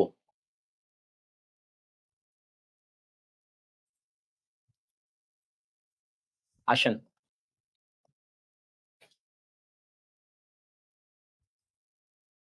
ক্লাসে যারা আছেন,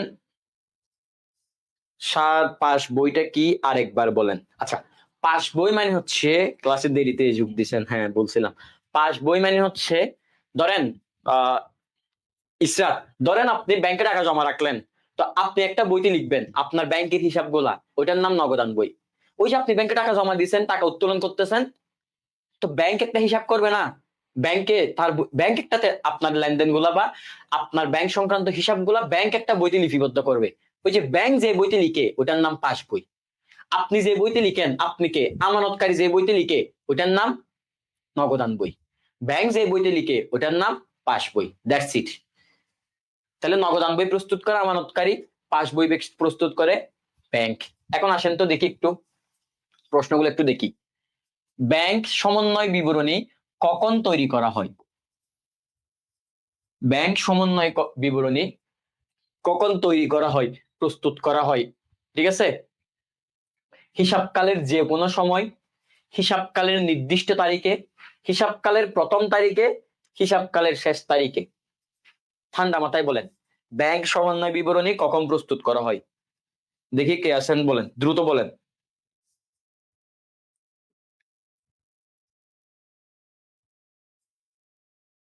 দ্রুত, ব্যাংক সমন্বয় বিবরণী কখন প্রস্তুত করা হয়?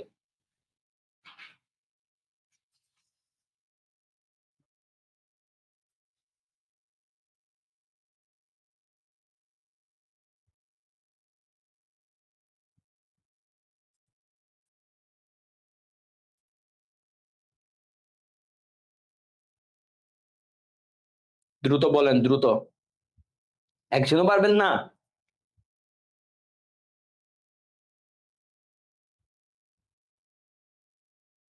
ক, হিসাবকালের যে কোনো সময়। ইসরাত, আপনি ক্লাসের লেটে জয়েন দেওয়াতে দেখছেন, আসেন একটু দেখাই কখন প্রস্তুত করা হয়। স্যার দেখেন, আমরা একটু ব্যাংক সমন্বিত যাই, আমাদের স্লাইড আগে স্লাইডে দেখেন তো, ব্যাংক সমন্বয় বিবরণী, যে বিবরণীর মাধ্যমে একটি নির্দিষ্ট তারিখে, একটি নির্দিষ্ট তারিখে আমানতকারীর নগদান বই ও পাস বইয়ের মধ্যে গড়মিলের বা ভুলের কারণ জানতে পারে, তাকে ব্যাংক সমন্বয় বিবরণী বলে। তাহলে কখন প্রস্তুত করে? কখন প্রস্তুত করে? একটি নির্দিষ্ট তারিখে। তাহলে ব্যাংক সমন্বয় বিবরণী প্রস্তুত করা হয় একটি নির্দিষ্ট তারিখে। ব্যাংক সমন্বয় বিবরণী প্রস্তুত করা হয় একটি নির্দিষ্ট তারিখে। একটু একটু মনোযোগ দিতে হবে, আদারওয়াইজ কিন্তু প্যারা হয়ে যাবে। ওকে, তাহলে ব্যাংক সমন্বয় বিবরণ, 12 নম্বরে গেছি কেন?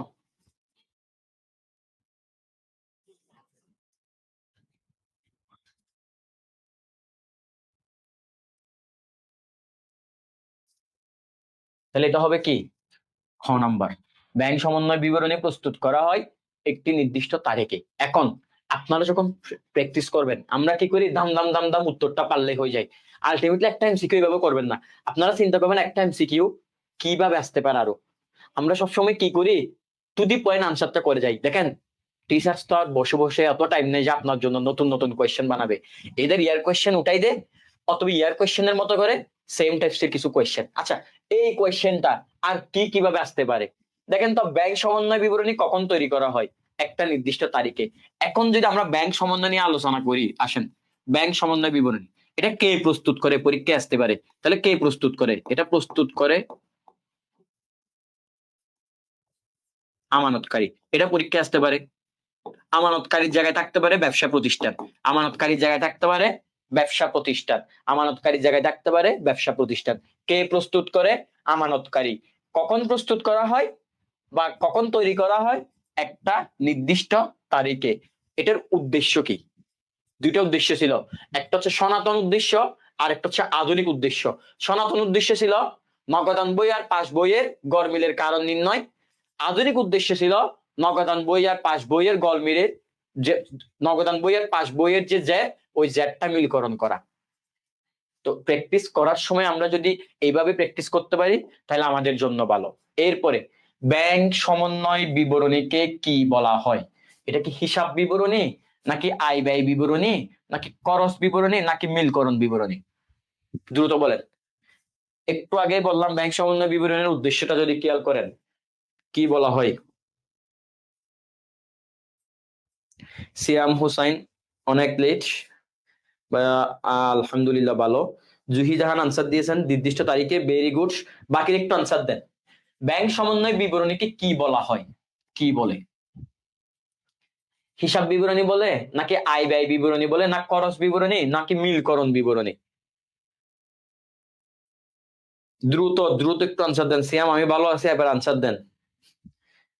যারা লেট আসছেন তারা হচ্ছে রেকর্ড ক্লাসটা দেখে নেবেন, তাইলেই হবে। একটু বলেন, ব্যাংক সমন্বয় বিবরণীকে কি বলা হয়?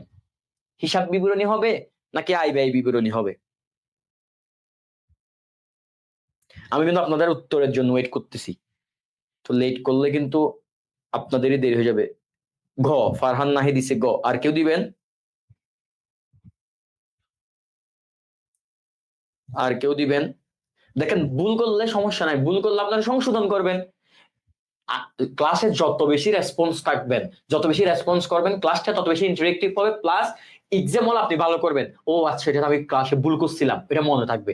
সবকিছু আসলে মুখস্থ করে মনে রাখতে হয় না, কিছু জিনিস ভুল করে মনে রাখতে হয়। ঠিক আছে, তো রেসপন্স করেন, ভুল হলে সমস্যা নাই, ভুল হলে বুঝে নিব, সঠিক করলে তো আলহামদুলিল্লাহ। সিয়াম বলতেছে খ, আয় ব্যয় বিবরণী।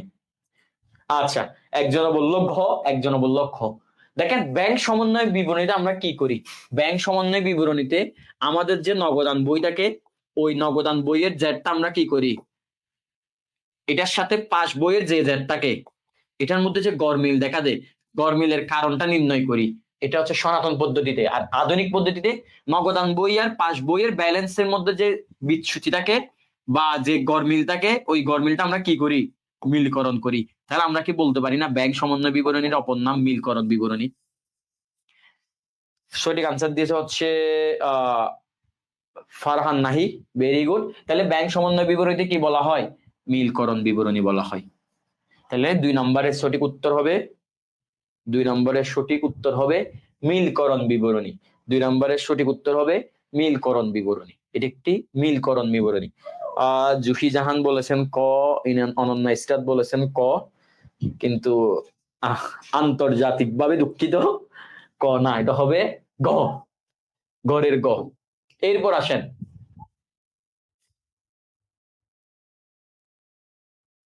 সেটা পারবেন না এখন, যেহেতু আমাদের নগদান বইয়ের 2টা ভুল বাকি ছিল।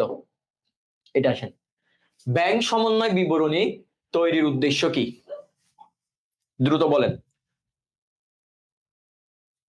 এটা তো পারার কথা, এটা না পারলে কিন্তু একদম পিটাইতে হবে সবাইকে ধরে। ব্যাংক সমন্বয় বিবরণী তৈরির উদ্দেশ্য কি? এখন যদি এদিকে তাকাই, প্রথমে বললো ব্যাংকের মাধ্যমে প্রাপ্তির পরিমাণ জানা, নগদ উদ্বৃত্তের পরিমাণ জানা, গড়মিলের কারণ নিরূপণ, ব্যাংক উদ্বৃত্তের পরিমাণ নির্ণয়। আমরা একটু চেষ্টা করলে পারবো, গড়মিলের কারণ নিরূপণ নাকি ব্যাংক উদ্বৃত্তের পরিমাণ নির্ণয় নাকি নগদ উদ্বৃত্তের পরিমাণ নির্ণয়, কি হবে? উদ্দেশ্য কি ছিল? অনেকবার বলছি, ব্যাংক সমন্বয় বিবরণীর উদ্দেশ্য কি ছিল, অনেকবার বলা হয়েছে। দেখি দ্রুত, জুহি আনসার দিছে গ, অনন্যা স্টার দিচ্ছে ঘ। আমরা আবার একটু আমাদের স্লাইডে যাই। আপনারা চেষ্টা করবেন হচ্ছে আমাদের ক্লাস, আমাদের প্রত্যেকটা ক্লাসই 6:15 শুরু হয়। তা আপনারা যারা আছেন প্রত্যেকদিন 6:15 আপনারা নেক্সট জেন আমাদের যে পেজে চোখ রাখবেন। 6টা নট নেসেসারি যে 6:15 আসবেন, আপনারা প্রত্যেকদিন এখানে আরো আপনাদের জন্য বিভিন্ন কুইজের আয়োজন করা হয়।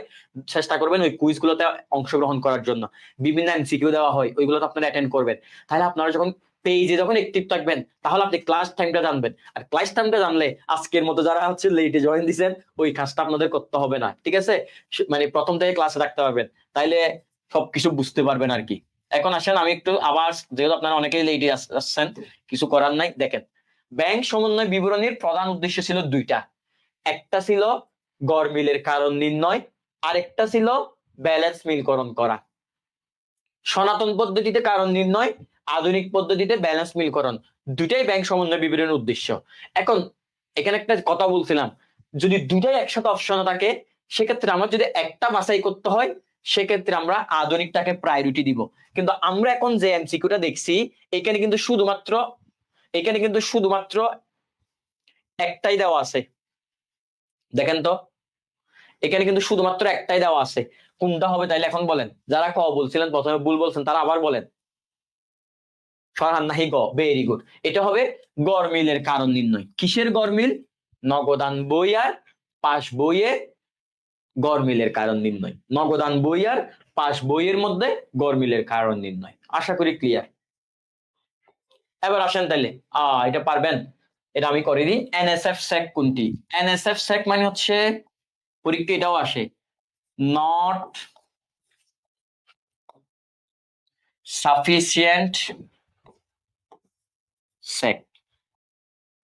ধরেন আপনি একটা চেক জমা দিচ্ছেন আপনার অ্যাকাউন্টে, দেখা গেল ওই চেকের হোল্ডার যে মানে মালিক যে, তার অ্যাকাউন্টে আসলে টাকা নাই। এটাকে বলা হয় NSF check. NSF check bank কি করে? প্রত্যাঘাত করে। এটাকে বলা হয় জমাকৃত চেক প্রত্যাঘাত করা। সমস্যা নাই, আমাদের ব্যাংক সমন্বয় বিবরণীর উপর আরেকটা ক্লাস হবে জাস্ট, ওইটা করলে আপনাদের এমসিকিউ সিকিউ সবকিছু ক্লিয়ার হয়ে যাবে। তাহলে দেখেন কত বড় একটা অধ্যায়, 2টা ক্লাস আপনাদের কভার হবে ইনশাল্লাহ, জাস্ট 2টা ক্লাস মনোযোগ দিয়ে করলে। আজকে আমরা ব্যাংকের ভুলগুলো নিয়ে আলোচনা করছি। এনএসএফ চেক এটা হচ্ছে কিন্তু নগদান বইয়ের ভুল, এই জন্য হয়তো এটা আপনারা পারেন নাই। যখন দ্বিতীয় ক্লাসটা করবেন তখন দেখবেন আপনাদের এগুলো আপনারা পারতেছেন, সেম এমসিকিউ গুলা। এন্ড ক্লাসে যা পড়াচ্ছি এর বাইরে কিছুই আসবে না। এরপরে এটা আসেন আজকের ক্লাস থেকেই, ব্যাংক বিবরণীর ক্রেডিট উদ্বৃত্ত দ্বারা কি বুঝায়? ব্যাংক বিবরণীর, নট ব্যাংক সমন্বয় বিবরণী, বলছে ব্যাংক বিবরণীর ক্রেডিট উদ্বৃত্ত দ্বারা কি বুঝায়। আরো সহজ করে দিচ্ছি, ব্যাংক বিবরণীর অপর নাম হচ্ছে পাস বই। পরীক্ষা এটাও আসতে পারে, পাস বইয়ের ক্রেডিট উদ্বৃত্ত দ্বারা কি বুঝায়। আরো সহজ করে দিব, পাস বই মানে হচ্ছে ব্যাংকের বই। হ্যাঁ, পাস বই মানে হচ্ছে আপনার ব্যাংকের বই। আরো সহজ করলে ব্যাংক বহি, এটাও নাম এটাও পরীক্ষায় থাকে।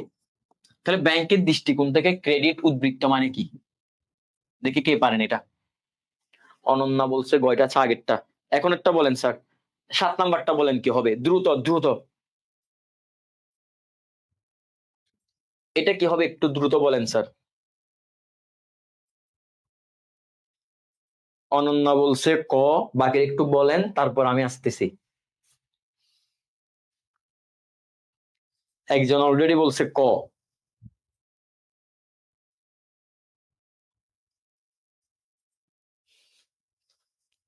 আসেন দ্রুত বাকির আনসার করেন।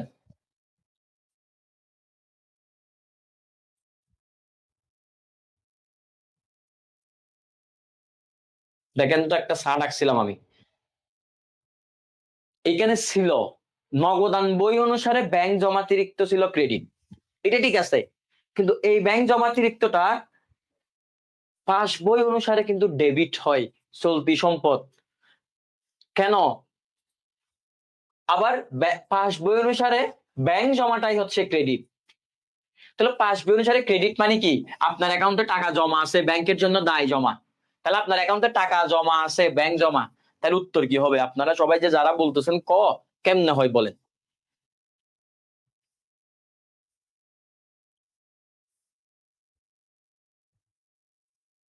ব্যাংক বিবরণ মানে ব্যাংকের বই, ব্যাংকের বই অনুসারে ক্রেডিট উদ্বৃত্ত মানে ব্যাংকের দৃষ্টিকোণ থেকে আপনার অ্যাকাউন্টে টাকা জমা থাকলে সেটা ক্রেডিট হয়।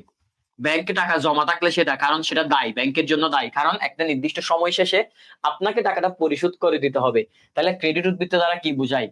ব্যাংক জমার উদ্বৃত্তকে বুঝায়, ব্যাংক জমার উদ্বৃত্তকে বুঝায়, ব্যাংক জমার উদ্বৃত্তকে বোঝায়। আশা করি এখন ক্লিয়ার।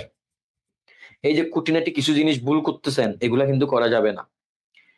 ফারহান নাহি বলছে ক, ভেরি গুড ভেরি গুড নাহি, ফারহানের উত্তর ঠিক আছে। ক যে বলছেন তারটা ভুল, খটা হচ্ছে রাইট। এরপর আসেন, নিচের কোনটি ব্যাংক সমন্বয় বিবরণী সমন্বয় করে, অর্থাৎ নিচের কোন কাজটা ব্যাংক সমন্বয় করে? চলতি সম্পদ আর চলতি দায়ের উদ্বৃত্তকে সমন্বয় করে, না নগদান বই আর পাস বইয়ের ব্যাংক উদ্বৃত্তকে সমন্বয় করে, না মোট সম্পদের উদ্বৃত্তকে সমন্বয় করে, নাকি প্রাপ্য হিসাব ও প্রদেয় হিসাবের উদ্বৃত্ত? কোনটা কোনটাকে সমন্বয় করে? 8 নাম্বার উত্তর কি হবে দ্রুত বলেন।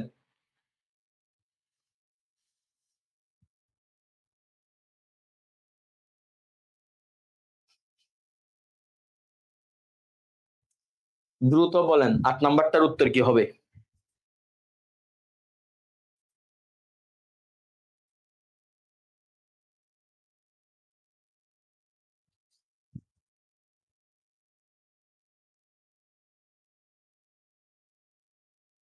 দেখি কে অ্যান্সার করছেন। ফারহান নাহি ক, সিয়াম বলতেছে খ, জুহি জাহান ক, ভেরি গুড, এটা সবাই রাইট আনসার। তাহলে ব্যাংক সমন্বয় বিবরণী কি সমন্বয় করে? নগদান বই আর পাস বইয়ের উদ্বৃত্ত, ব্যাংক উদ্বৃত্তটাকে নিয়ে কাজ করে মূলত। নগদান বই আর পাস বইয়ের ব্যাংক উদ্বৃত্ত নিয়ে মূলত কি করে? কাজ করে। Very good very good. আচ্ছা, এনএসএফ চেক আপনাদের পড়ানো হয় নাই। ব্যাংক সমন্বয় বিবরণীর আবার উদ্দেশ্য কি দেখে এখন বলেন, এখানের মধ্যে কোনটা হবে? নগদ উদ্বৃত্তের পরিমাণ জানা, নাকি গরমিলের কারণ জানা, না নগদ প্রাপ্তির পরিমাণ জানা, নাকি ব্যাংক উদ্বৃত্তের কারণ জানা? কি হবে বলেন? ব্যাংক সমন্বয় বিবরণীর উদ্দেশ্য কি? দ্রুত। ব্যাংক সমন্বয় বিবরণীর উদ্দেশ্য কি? বলেন বলেন।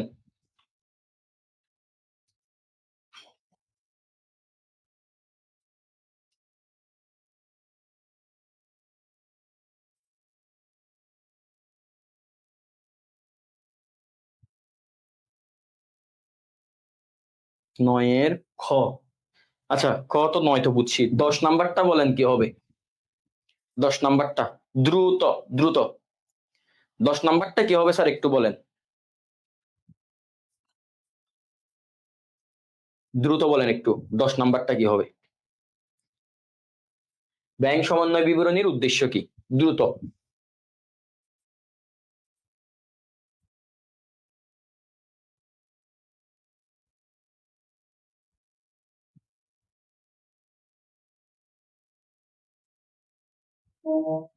সিয়াম বলল 10-এর খ, বাকির একটু উত্তর দেন। একটু সবাই একটু, সবাই যদি রেসপন্স করেন তাহলে দেখবেন যে ভালো লাগতেছে, আমারও ভালো লাগতেছে, তাহলে বুঝবো তো আপনারা বুঝছেন, নাহলে তো বুঝবো না আসলে আপনারা কতটুকু বুঝছেন সেটা। জুহি জাহান বলল 10-এর খ, সিয়াম হুসাইন বলল 10-এর খ, বাকিরা আর কেউ আনসার করবেন? দ্রুত, দ্রুত। অনন্যা ইসরাত বলল 10-এর ঘ। 10-এর ঘ। অনন্যা, কেমনে 10-এর ঘ হয় একটু বলেন স্যার। ব্যাংক উদ্বৃত্তের কারণ জানা নাকি গরমিলের কারণ জানা? উদ্দেশ্যের মধ্যে দুইটা উদ্দেশ্য ছিল, একটু একটু আগেই তো দেখাইলাম স্যার, দুইটা উদ্দেশ্য ছিল।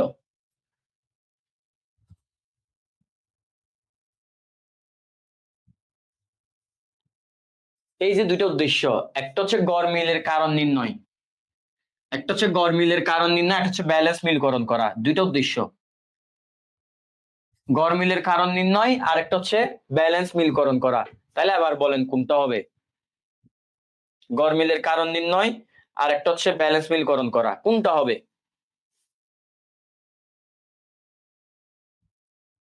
খ। ফারহান বলল ক, ভেরি গুড। এটা হবে গড়মিলের কারণ নির্ণয়। তাহলে ব্যাংক সমন্বয় বিবরণীর উদ্দেশ্য হচ্ছে গড়মিলের কারণ জানা। এবার আসেন, বকেয়া চেক বলতে কি বুঝো? এটা কিন্তু পড়ানো হয়েছে। বকেয়া চেক বলতে কি বুঝো, এটার উত্তর দেন। পাশাপাশি এই প্রশ্নটা আবার আসতে পারে, বকেয়া চেক এটা কার ভুল, এটার উত্তর দিবেন। বকেয়া চেক এটা কার ভুল, তারপর আর বকেয়া, আগে আগে আনসার দেন। বকেয়া চেক বলতে কি বুঝো? ইস্যুকৃত চেক ব্যাংক উপস্থাপিত না হওয়া, জমাকৃত চেক প্রত্যাখ্যাত হওয়া, ইস্যুকৃত চেক ব্যাংক কর্তৃক প্রত্যাখ্যান হওয়া, জমাকৃত চেক ব্যাংক কর্তৃক আদায় না হওয়া। কি হবে বলেন? অনন্য স্টাফ গরমিলের কারণ নির্ণয়, ভেরি গুড। বাকিরা বলেন, বকেয়া চেক বলতে কি বুঝো? দ্রুত বলেন, দ্রুত। বকেয়া চেক বলতে কি বুঝো, দ্রুত বলেন।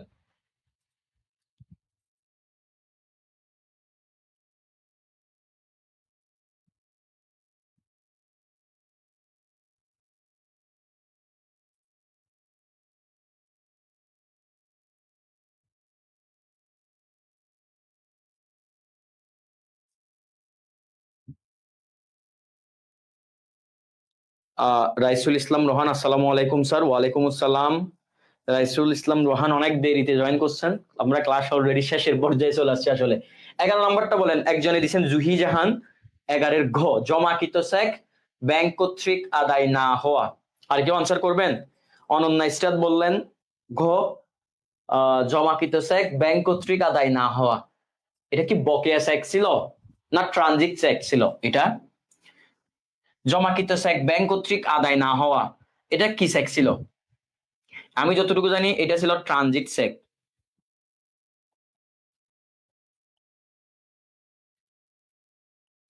Transit cheque. সিয়ামও বললো 11-এর ঘ। আচ্ছা, আমরা একটু দেখি আসি তো কি ছিল বকেয়া চেকের অপর নাম। আসেন তাইলে সবাই এই যে আমি বলছি এগুলো নামগুলো একটু মনে রাখতে, সমস্যা নাই, পরে আপনারা হচ্ছে মনে রাখবেন আর কি। আসেন, ব্যাংকে জমাকৃত চেক যা এখনো ব্যাংক কর্তৃক আদায় হয় নাই, এটার নাম ছিল কি? Transit cheque. প্রতিমধ্যে জমাকৃত চেক। 2 নম্বর ভুল যেটা ছিল দেখেন, ইস্যুকৃত চেক ব্যাংক কর্তৃক পরিশোধিত হয় নাই। তো যেটা ইস্যুকৃত চেক, যেটা ব্যাংক কর্তৃক পরিশোধিত হয় নাই, এটার অপর নাম ছিল অনুপস্থাপিত চেক, বকেয়া চেক। তাহলে বকেয়া চেক মানে কি?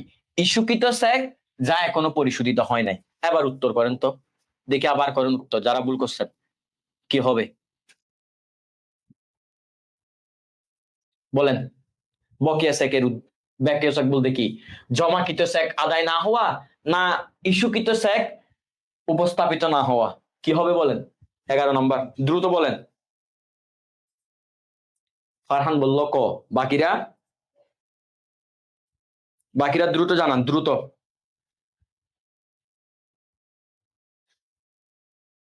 বাকিরা দ্রুত জানান কি হবে এটা।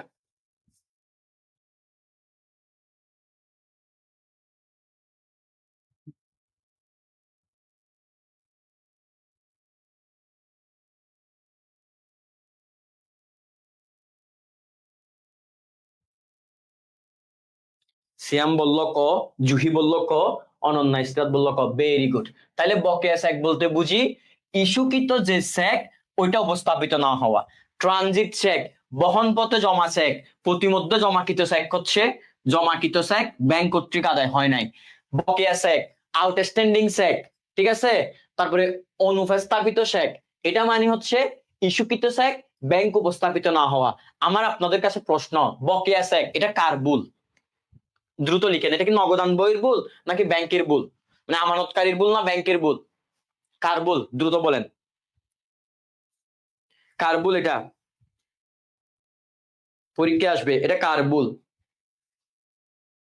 দ্রুত বলতে হবে, এটা কার ভুল?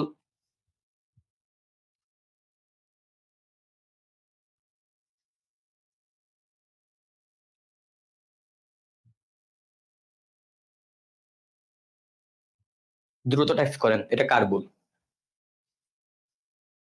আমরা যে দুইটা ভুল এই যে বললাম, একটা হচ্ছে ট্রানজিট চেক বা জমাকৃত চেক ব্যাংক কর্তৃক আদায় না হওয়া, আর একটা হচ্ছে ইস্যুকৃত চেক ব্যাংক উপস্থাপিত না হওয়া, বকেয়া চেক।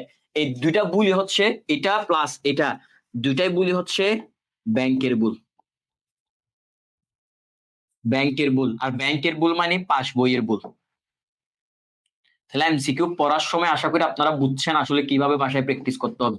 দেখেন, এমসিকিউ কিন্তু একটা, কিন্তু কয়টা হয়ে গেল? বকেয়া চেক, বকেয়া চেক কার ভুল? বকেয়া চেক হচ্ছে পাস বইয়ের ভুল বা ব্যাংকের ভুল। ডিপোজিট ট্রানজিট চেক কার ভুল? ব্যাংকের ভুল। তারপরে ইস্যুকৃত চেক ব্যাংক উপস্থাপিত না হওয়া, এটার অপর নাম বকেয়া চেক। আউটস্ট্যান্ডিং চেক অনুপস্থাপিত চেক। জমাকৃত চেক ব্যাংক কর্তৃক আদায় না হওয়া ট্রানজিট চেক। বহন পথে জমা চেক, প্রতিমধ্যে জমাকৃত চেক। তাহলে সবগুলো নামই মনে রাখতে হবে। স্যার আবার বলেন কোনটা স্যার? বললাম তো, উত্তর তো বলে দিছি। আসেন পরে যাই। একই প্রশ্ন, ব্যাংক সমন্বয় বিবরণীর উদ্দেশ্য কি? এটা অলরেডি আমরা করে ফেলছি, গড়মিলের কারণ নির্ণয়। দেখি এটা কে পারেন। ব্যাংক হিসাব প্রধানত কত প্রকার? যেটা থিওরিটিক্যাল প্রশ্ন, দেখি আপনার এটা পারার কথা। মিনহাজুল ইসলাম মিনার্স, আসসালামু আলাইকুম রহমতুল্লাহ স্যার। অ্যাকাউন্টিং মাথায় ঢুকে না স্যার? মাথায় ঢুকবে, সৎ ভাইয়ের ক্লাস করতে হবে, তাইলেই ঢুকবে। বলেন, ব্যাংক হিসাব প্রধানত কত প্রকার? দ্রুত দ্রুত। ব্যাংক হিসাব প্রধানত কত প্রকার? একটু দ্রুত কমেন্ট করেন।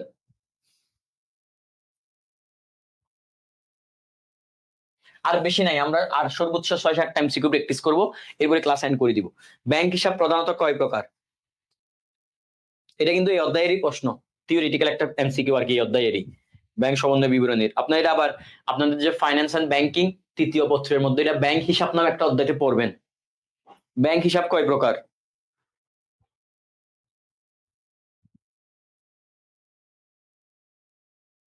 বলেন বলেন, দ্রুত বলেন। ব্যাংক হিসাব প্রধানত হচ্ছে 3 প্রকার। 3 প্রকার।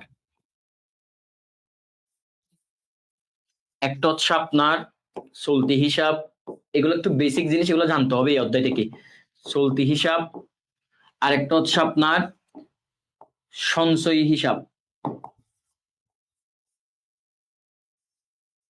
এরপর আপনার স্থায়ী হিসাব। সহজটা দিয়ে শুরু করি। স্থায়ী হিসাবটা হচ্ছে আপনার কাছে কিছু অলস অর্থ আছে, যারা পেনশন পায় ধরেন কয়েক কোটি টাকা, আপনি একটা নির্দিষ্ট সময়ের জন্য সুদের হারে জমা রাখবেন এবং মেয়াদ শেষ না হওয়া পর্যন্ত আপনি টাকাটা উত্তোলন করবেন না, এটাকে বলা হয় স্থায়ী হিসাব। এরপরে চলতি হিসাব হচ্ছে যেখানে আপনি সপ্তাহে যতবার ইচ্ছা টাকা জমা দিবেন, যতবার ইচ্ছা টাকা উত্তোলন করবেন, প্লাস জমার অতিরিক্ত উত্তোলনের সুযোগ পাবেন, সেটাকে বলা হয় চলতি হিসাব। এটা সচরাচর কারা করে জানেন? ব্যবসায়ীরা। কেন? তারা যাতে লেনদেনের মানে নিরাপত্তার সহিত লেনদেন করতে পারে, ব্যবসায়ীদের জন্য উপযোগী। যতবার ইচ্ছা টাকা জমা দিবে, যতবার ইচ্ছা টাকা উত্তোলন করবে, এই জন্য এখানে সুদ দেওয়া হয় না। আর সঞ্চয়ী হিসাবটা হচ্ছে সপ্তাহে যতবার ইচ্ছা টাকা জমা দেওয়া যায়, কিন্তু যতবার ইচ্ছা আপনি উত্তোলন করতে পারবেন না, সর্বোচ্চ 2বার উত্তোলন করতে পারবেন। এটা হচ্ছে সঞ্চয়ী হিসাব, সেভিংস অ্যাকাউন্ট। এটা কাদের জন্য উপযোগী? চাকরিজীবীদের জন্য। তারা প্রতি মাসে মাসে স্যালারি পায়, তাহলে সপ্তাহে যতবার ইচ্ছা করলে সে টাকা জমা দিল এবং একটা টাকা সঞ্চয় করা, সঞ্চয় উদ্বুদ্ধ করার জন্য মূলত এই হিসাবটা। তাহলে একটা হচ্ছে চলতি হিসাব, আরেকটা হচ্ছে সঞ্চয় হিসাব, আরেকটা হচ্ছে স্থায়ী হিসাব। অনন্য স্যার অলরেডি আনসার দিয়েছেন 3 প্রকার। Very good. Minarul Islam Minar sir, accounting আপনার ক্লাস ছাড়া কারো ক্লাসও বুঝি না। Very good. এরপর আসেন ব্যাংকের, অর্থাৎ ব্যাংকে আয়ের প্রধান উৎস কি? খুবই কি বলবো এগুলা, কমন সেন্স ইউজ করতে হবে জাস্ট। ব্যাংক কোত্থেকে আয় করে? মেইনলি আমানতের সুদ থেকে, না মূলধনের সুদ থেকে, নাকি প্রদত্ত ঋণের সুদ থেকে, নাকি জমাতিরিক্তের সুদ থেকে? বলেন। আমানতের সুদ আমানতের উপর ব্যাংক কখনো সুদ পায় না, আমানতের উপর ব্যাংক সুদ দেয়, এটা কখনো হবে না। বাকিগুলো বলেন দেখি, আগে কমন সেন্স ইউজ করেন, কি হবে? ব্যাংকের আয়ের প্রধান উৎস, অর্থাৎ ব্যাংক যে ইনকামটা, তাদের ইনকামের প্রধান উৎসটা কি? দ্রুত বলেন। ব্যাংকের আয়ের প্রধান উৎস কি? ফারহান বলল ক আমানতের সুদ, যেটা হওয়ার একদমই চান্সেস নাই। আমানতের সুদ আপনি যে টাকাটা ব্যাংকে আমানত হিসেবে রাখতেছেন, আপনি টাকা জমা রাখলে তো আপনি সুদ দিবেন না, উল্টা ব্যাংক আপনাকে সুদ দিবে, তাহলে এটা হওয়ার কোনোভাবেই সম্ভাবনা 0%। বাকিগুলা থেকে বলেন কোনটা হবে? সিয়ামও বলতেছে ক। আমানতের সুদ কেমন হয়? আপনি আমানত রাখলে কি আপনি সুদ দিবেন? সুদ উল্টা আপনাকে দিবে ব্যাংক, এটা ব্যাংকের জন্য ব্যয় খরচ। ব্যাংক আয় কি? টাকা ব্যাংকে পাবে, ব্যাংক পাবে, ব্যাংক আয় করে কোত্থেকে? আপনার দেখেন, আমানতকারী থেকে ব্যাংক কি করে? টাকা জমা নেয়, একটা সুদ দেয়, আমানতকারীকে যে সুদটা দেয় সেটাকে বলা হয় আমানতের সুদ, এটা ব্যাংকের জন্য ব্যয়। আপনি টাকা জমা রাখতেছেন, ব্যাংক আপনাকে সুদ দিচ্ছে। ধরেন আপনার থেকে 1 লক্ষ টাকা নিল, এই টাকাটা ব্যাংক আবার কি করে? আপনার টাকাটাই আরেকজনকে ঋণ হিসেবে দেয়, ঋণ হিসেবে দেয়। বিনিময়ে ধরেন আপনাকে 5% করে সুদ দিচ্ছে, আপনার সেম টাকা আরেকজনকে যখন ব্যাংক ঋণ দিচ্ছে, সে ব্যাংক তার থেকে আদায় করতেছে 14% টাকা। ধরেন মাঝখানে আপনাকে 5% দিল, বাকি 9% হচ্ছে ব্যাংকের লাভ, ব্যাংকের ইনকাম। তাহলে কি হবে? ব্যাংকের আয়ের প্রধান উৎস হবে মূলত প্রদত্ত ঋণের সুদ। বলছি কমন সেন্স ইউজ করতে হবে, আপনারা কমন সেন্স ইউজ না করে আনসার করে দিচ্ছেন। জুফি জাহান ভেরি গুড, সঠিক আনসার দিয়েছেন, ভেরি গুড। আপনার জন্য অনেক অনেক শুভকামনা। অনন্য ইসরা তো দিয়েছেন, ভেরি গুড। তাহলে এটা হবে প্রদত্ত ঋণের সুদ, প্রদত্ত ঋণের সুদ। আশা করি ক্লিয়ার। এরপরে এটা পারবেন না আপনারা।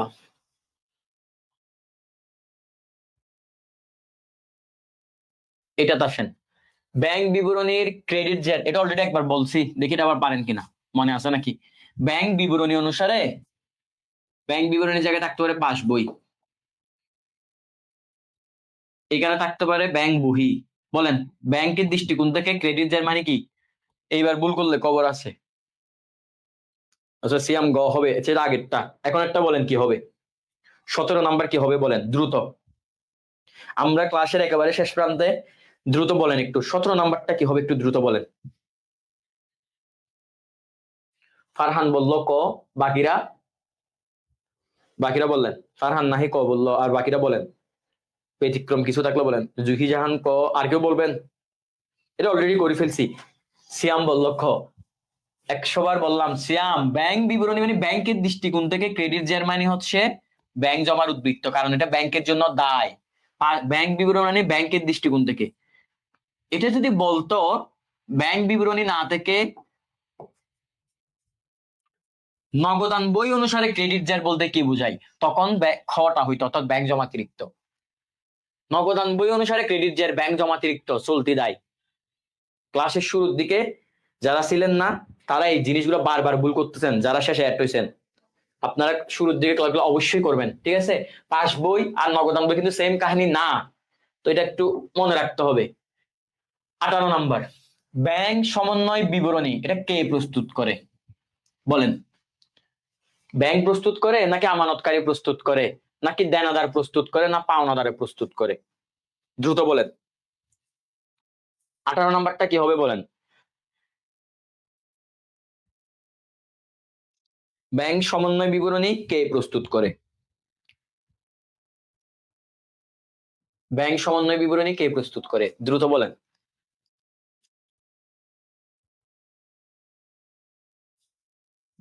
জুহিজাহান বলল ক, ব্যাংক প্রস্তুত করে।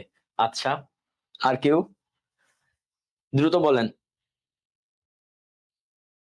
ফারহান বলল খ। আপনারা বলতে থাকেন দেখি। ব্যাংক সমন্বয় বিবরণী কে প্রস্তুত করে? দ্রুত বলেন।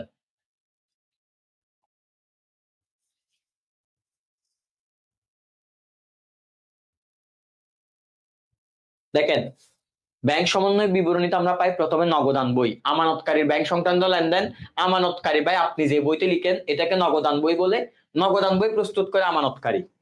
এরপর আসেন, আপনার ব্যাংক সংক্রান্ত লেনদেন গুলা ব্যাংক যে বইতে লিখে ওই বইটার নাম হয় পাস বই, এটার অপর নাম ব্যাংক বিবরণী। ব্যাংক সমন্বয় বিবরণী বলি নাই, ব্যাংক বিবরণী। তাহলে ব্যাংক বিবরণী বা পাস বই প্রস্তুত করা হচ্ছে ব্যাংক। এরপরেরটা হচ্ছে ব্যাংক সমন্বয় বিবরণী, এটা কখন প্রস্তুত করে? যখনই নগদান বই অর্থাৎ আপনার বই আর ব্যাংকের বইয়ের মধ্যে গড়মিল দেখা দিবে। দেখা না দিলে তো ভাই এটা প্রস্তুত করার কোনো কথাই ওঠে না, বাধ্যতামূলক নয়, ঐচ্ছিক কাজকর্ম। কখন করব? যখনই কোনো গড়মিল দেখা দিবে। যখনই গড়মিল দেখা দিবে, টাকা চাইলে আপনার যাবে, আপনারই টাকা বসতে প্রস্তুত করতে হবে, এইভাবে মনে রাখবেন। তো এই গড়মিলটা সংশোধন করার জন্য, ভুলের কারণটা জানার জন্য আমানতকারী যে বই প্রস্তুত করে সেটাকে বলা হয় ব্যাংক সমন্বয় বিবরণী। তাহলে নগদান বই বা ক্যাশ বুক আর ব্যাংক সমন্বয় বিবরণী দুটাই প্রস্তুত করা আমানতকারী বা ব্যবসা প্রতিষ্ঠান। যদি বলে পাস বই বা ব্যাংক বিবরণী, এটা হচ্ছে ব্যাংক প্রস্তুত করে। ব্যাংক সমন্বয় বিবরণী অথবা নগদান বই, দুইটা বই প্রস্তুত করা আমানতকারী। এখন বলেন কি হবে আনসার? যারা বলছেন ব্যাংকে প্রস্তুত করে, এগুলো আপনারা কনফিউশন হয় দেখে এমসি গুলো এখানে অ্যাড করা। বলেন, ব্যাংক সমন্বয় বিবরণী কে প্রস্তুত করে? অনন্যা স্টার বলল ক। না, এখন তো পড়াইলাম স্যার, এখন তো পারার কথা। সেম জিনিস এখন ভুল করলে হচ্ছে পিটানো ছাড়া কোনো উপায় নেই। ভাই আমি শেষের দিকে যুক্ত হওয়ার কারণে কিছু বুঝতে পারি নাই, শুরু থেকে ক্লাস করতে হবে। হ্যাঁ, আপনি হচ্ছে শুরু থেকে করে নেবেন। এখন বলেন, বাকিরা দ্রুত বলেন, ব্যাংক সমন্বয় বিবরণী কে প্রস্তুত করেন?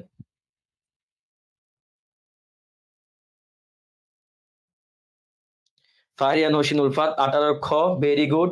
জুহি জাহান 18 খ, ভেরি গুড। তাহলে কে প্রস্তুত করে? আমানতকারী প্রস্তুত করে। এই প্রশ্নটা জাস্ট দেখেন, এখানে জাস্ট সমন্বয় কতটা নাই, ধরেন সমন্বয় কথাটা কিছুক্ষণের জন্য বাদ। তাহলে ব্যাংক বিবরণী কে প্রস্তুত করে? ব্যাংক বিবরণী কে প্রস্তুত করে? ব্যাংক বিবরণীর অপর নাম হচ্ছে, এই ব্যাংক বিবরণী এই দুইটার অপর নাম হচ্ছে আবার পাস বই। এটা কে প্রস্তুত করে? এই প্রশ্নটা একবারও আসে নাই, বলেন পাস বই কে প্রস্তুত করে? তখন হবে হচ্ছে পাস বই প্রস্তুত করে, এটা ব্যাংকের বই, তখন হবে ব্যাংক প্রস্তুত করে। আবার যদি বলি নগদান বই কে প্রস্তুত করে, এটা প্রস্তুত করা হচ্ছে আমানতকারী। নগদান বই প্রস্তুত করে হচ্ছে আমানতকারী। ভেরি গুড জুহি জাহান। আচ্ছা, ব্যাংক আগেরটা ঠিক আছে, ভেরি গুড। পাস বই হচ্ছে ব্যাংক প্রস্তুত করে, নগদান বই আর ব্যাংক সমন্বয় বিবরণী আমানতকারী প্রস্তুত করে। পাস বইয়ের অপর নামটা একটু মনে রাখবেন, ব্যাংক বিবরণী। আমরা যেটা ভুল করি, বারবার বলতেছি, ব্যাংক বিবরণী আর ব্যাংক সমন্বয় বিবরণী দুটা এক না।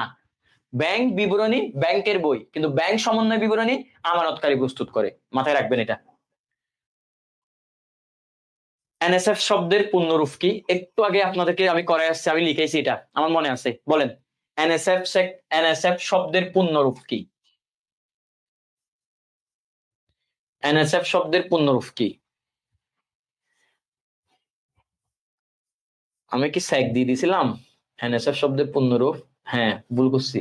সি কেন দিছি? এনএসএফ এফ দিয়ে তো ফান্ড হয়। বলেন এনএসএফ এর পূর্ণরূপ কি? এনএসএফ এর পূর্ণরূপ কি হবে?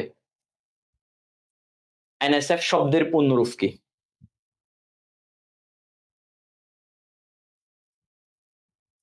আর একটা এমসিকিউ আছে, জাস্ট এটা শেষ হইলে। এটা অলরেডি আমি দেখাই দিছি, এটা তো পারার কথা। Not sufficient fund, very good. NSF শব্দের পূর্ণরূপ নট সাফিসিয়েন্ট ফান্ড, অর্থাৎ যে চেকটা জমা দিয়েছেন ওইখানে পর্যাপ্ত পরিমাণে কি নাই? তহবিল নাই। সর্বশেষ প্রশ্ন, ব্যাংক সমন্বয় বিবরণী কে প্রস্তুত করে? একই প্রশ্ন দেখছেন, এর কয়বার আসছে? এই সেম প্রশ্ন এডমিশন টেস্টে অনেকবার আসছে। তো এই আর কত বলবো, ব্যাংক সমন্বয় বিবরণী আমানতকারী প্রস্তুত করে, এটা তো আর বলার কিছু নাই।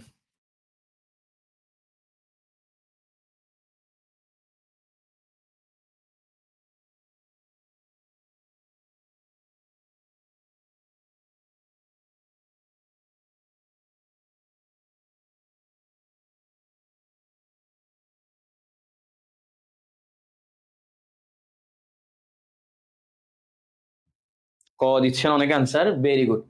তো যারা এতক্ষণ ক্লাসে ছিলেন সবাইকে ধন্যবাদ।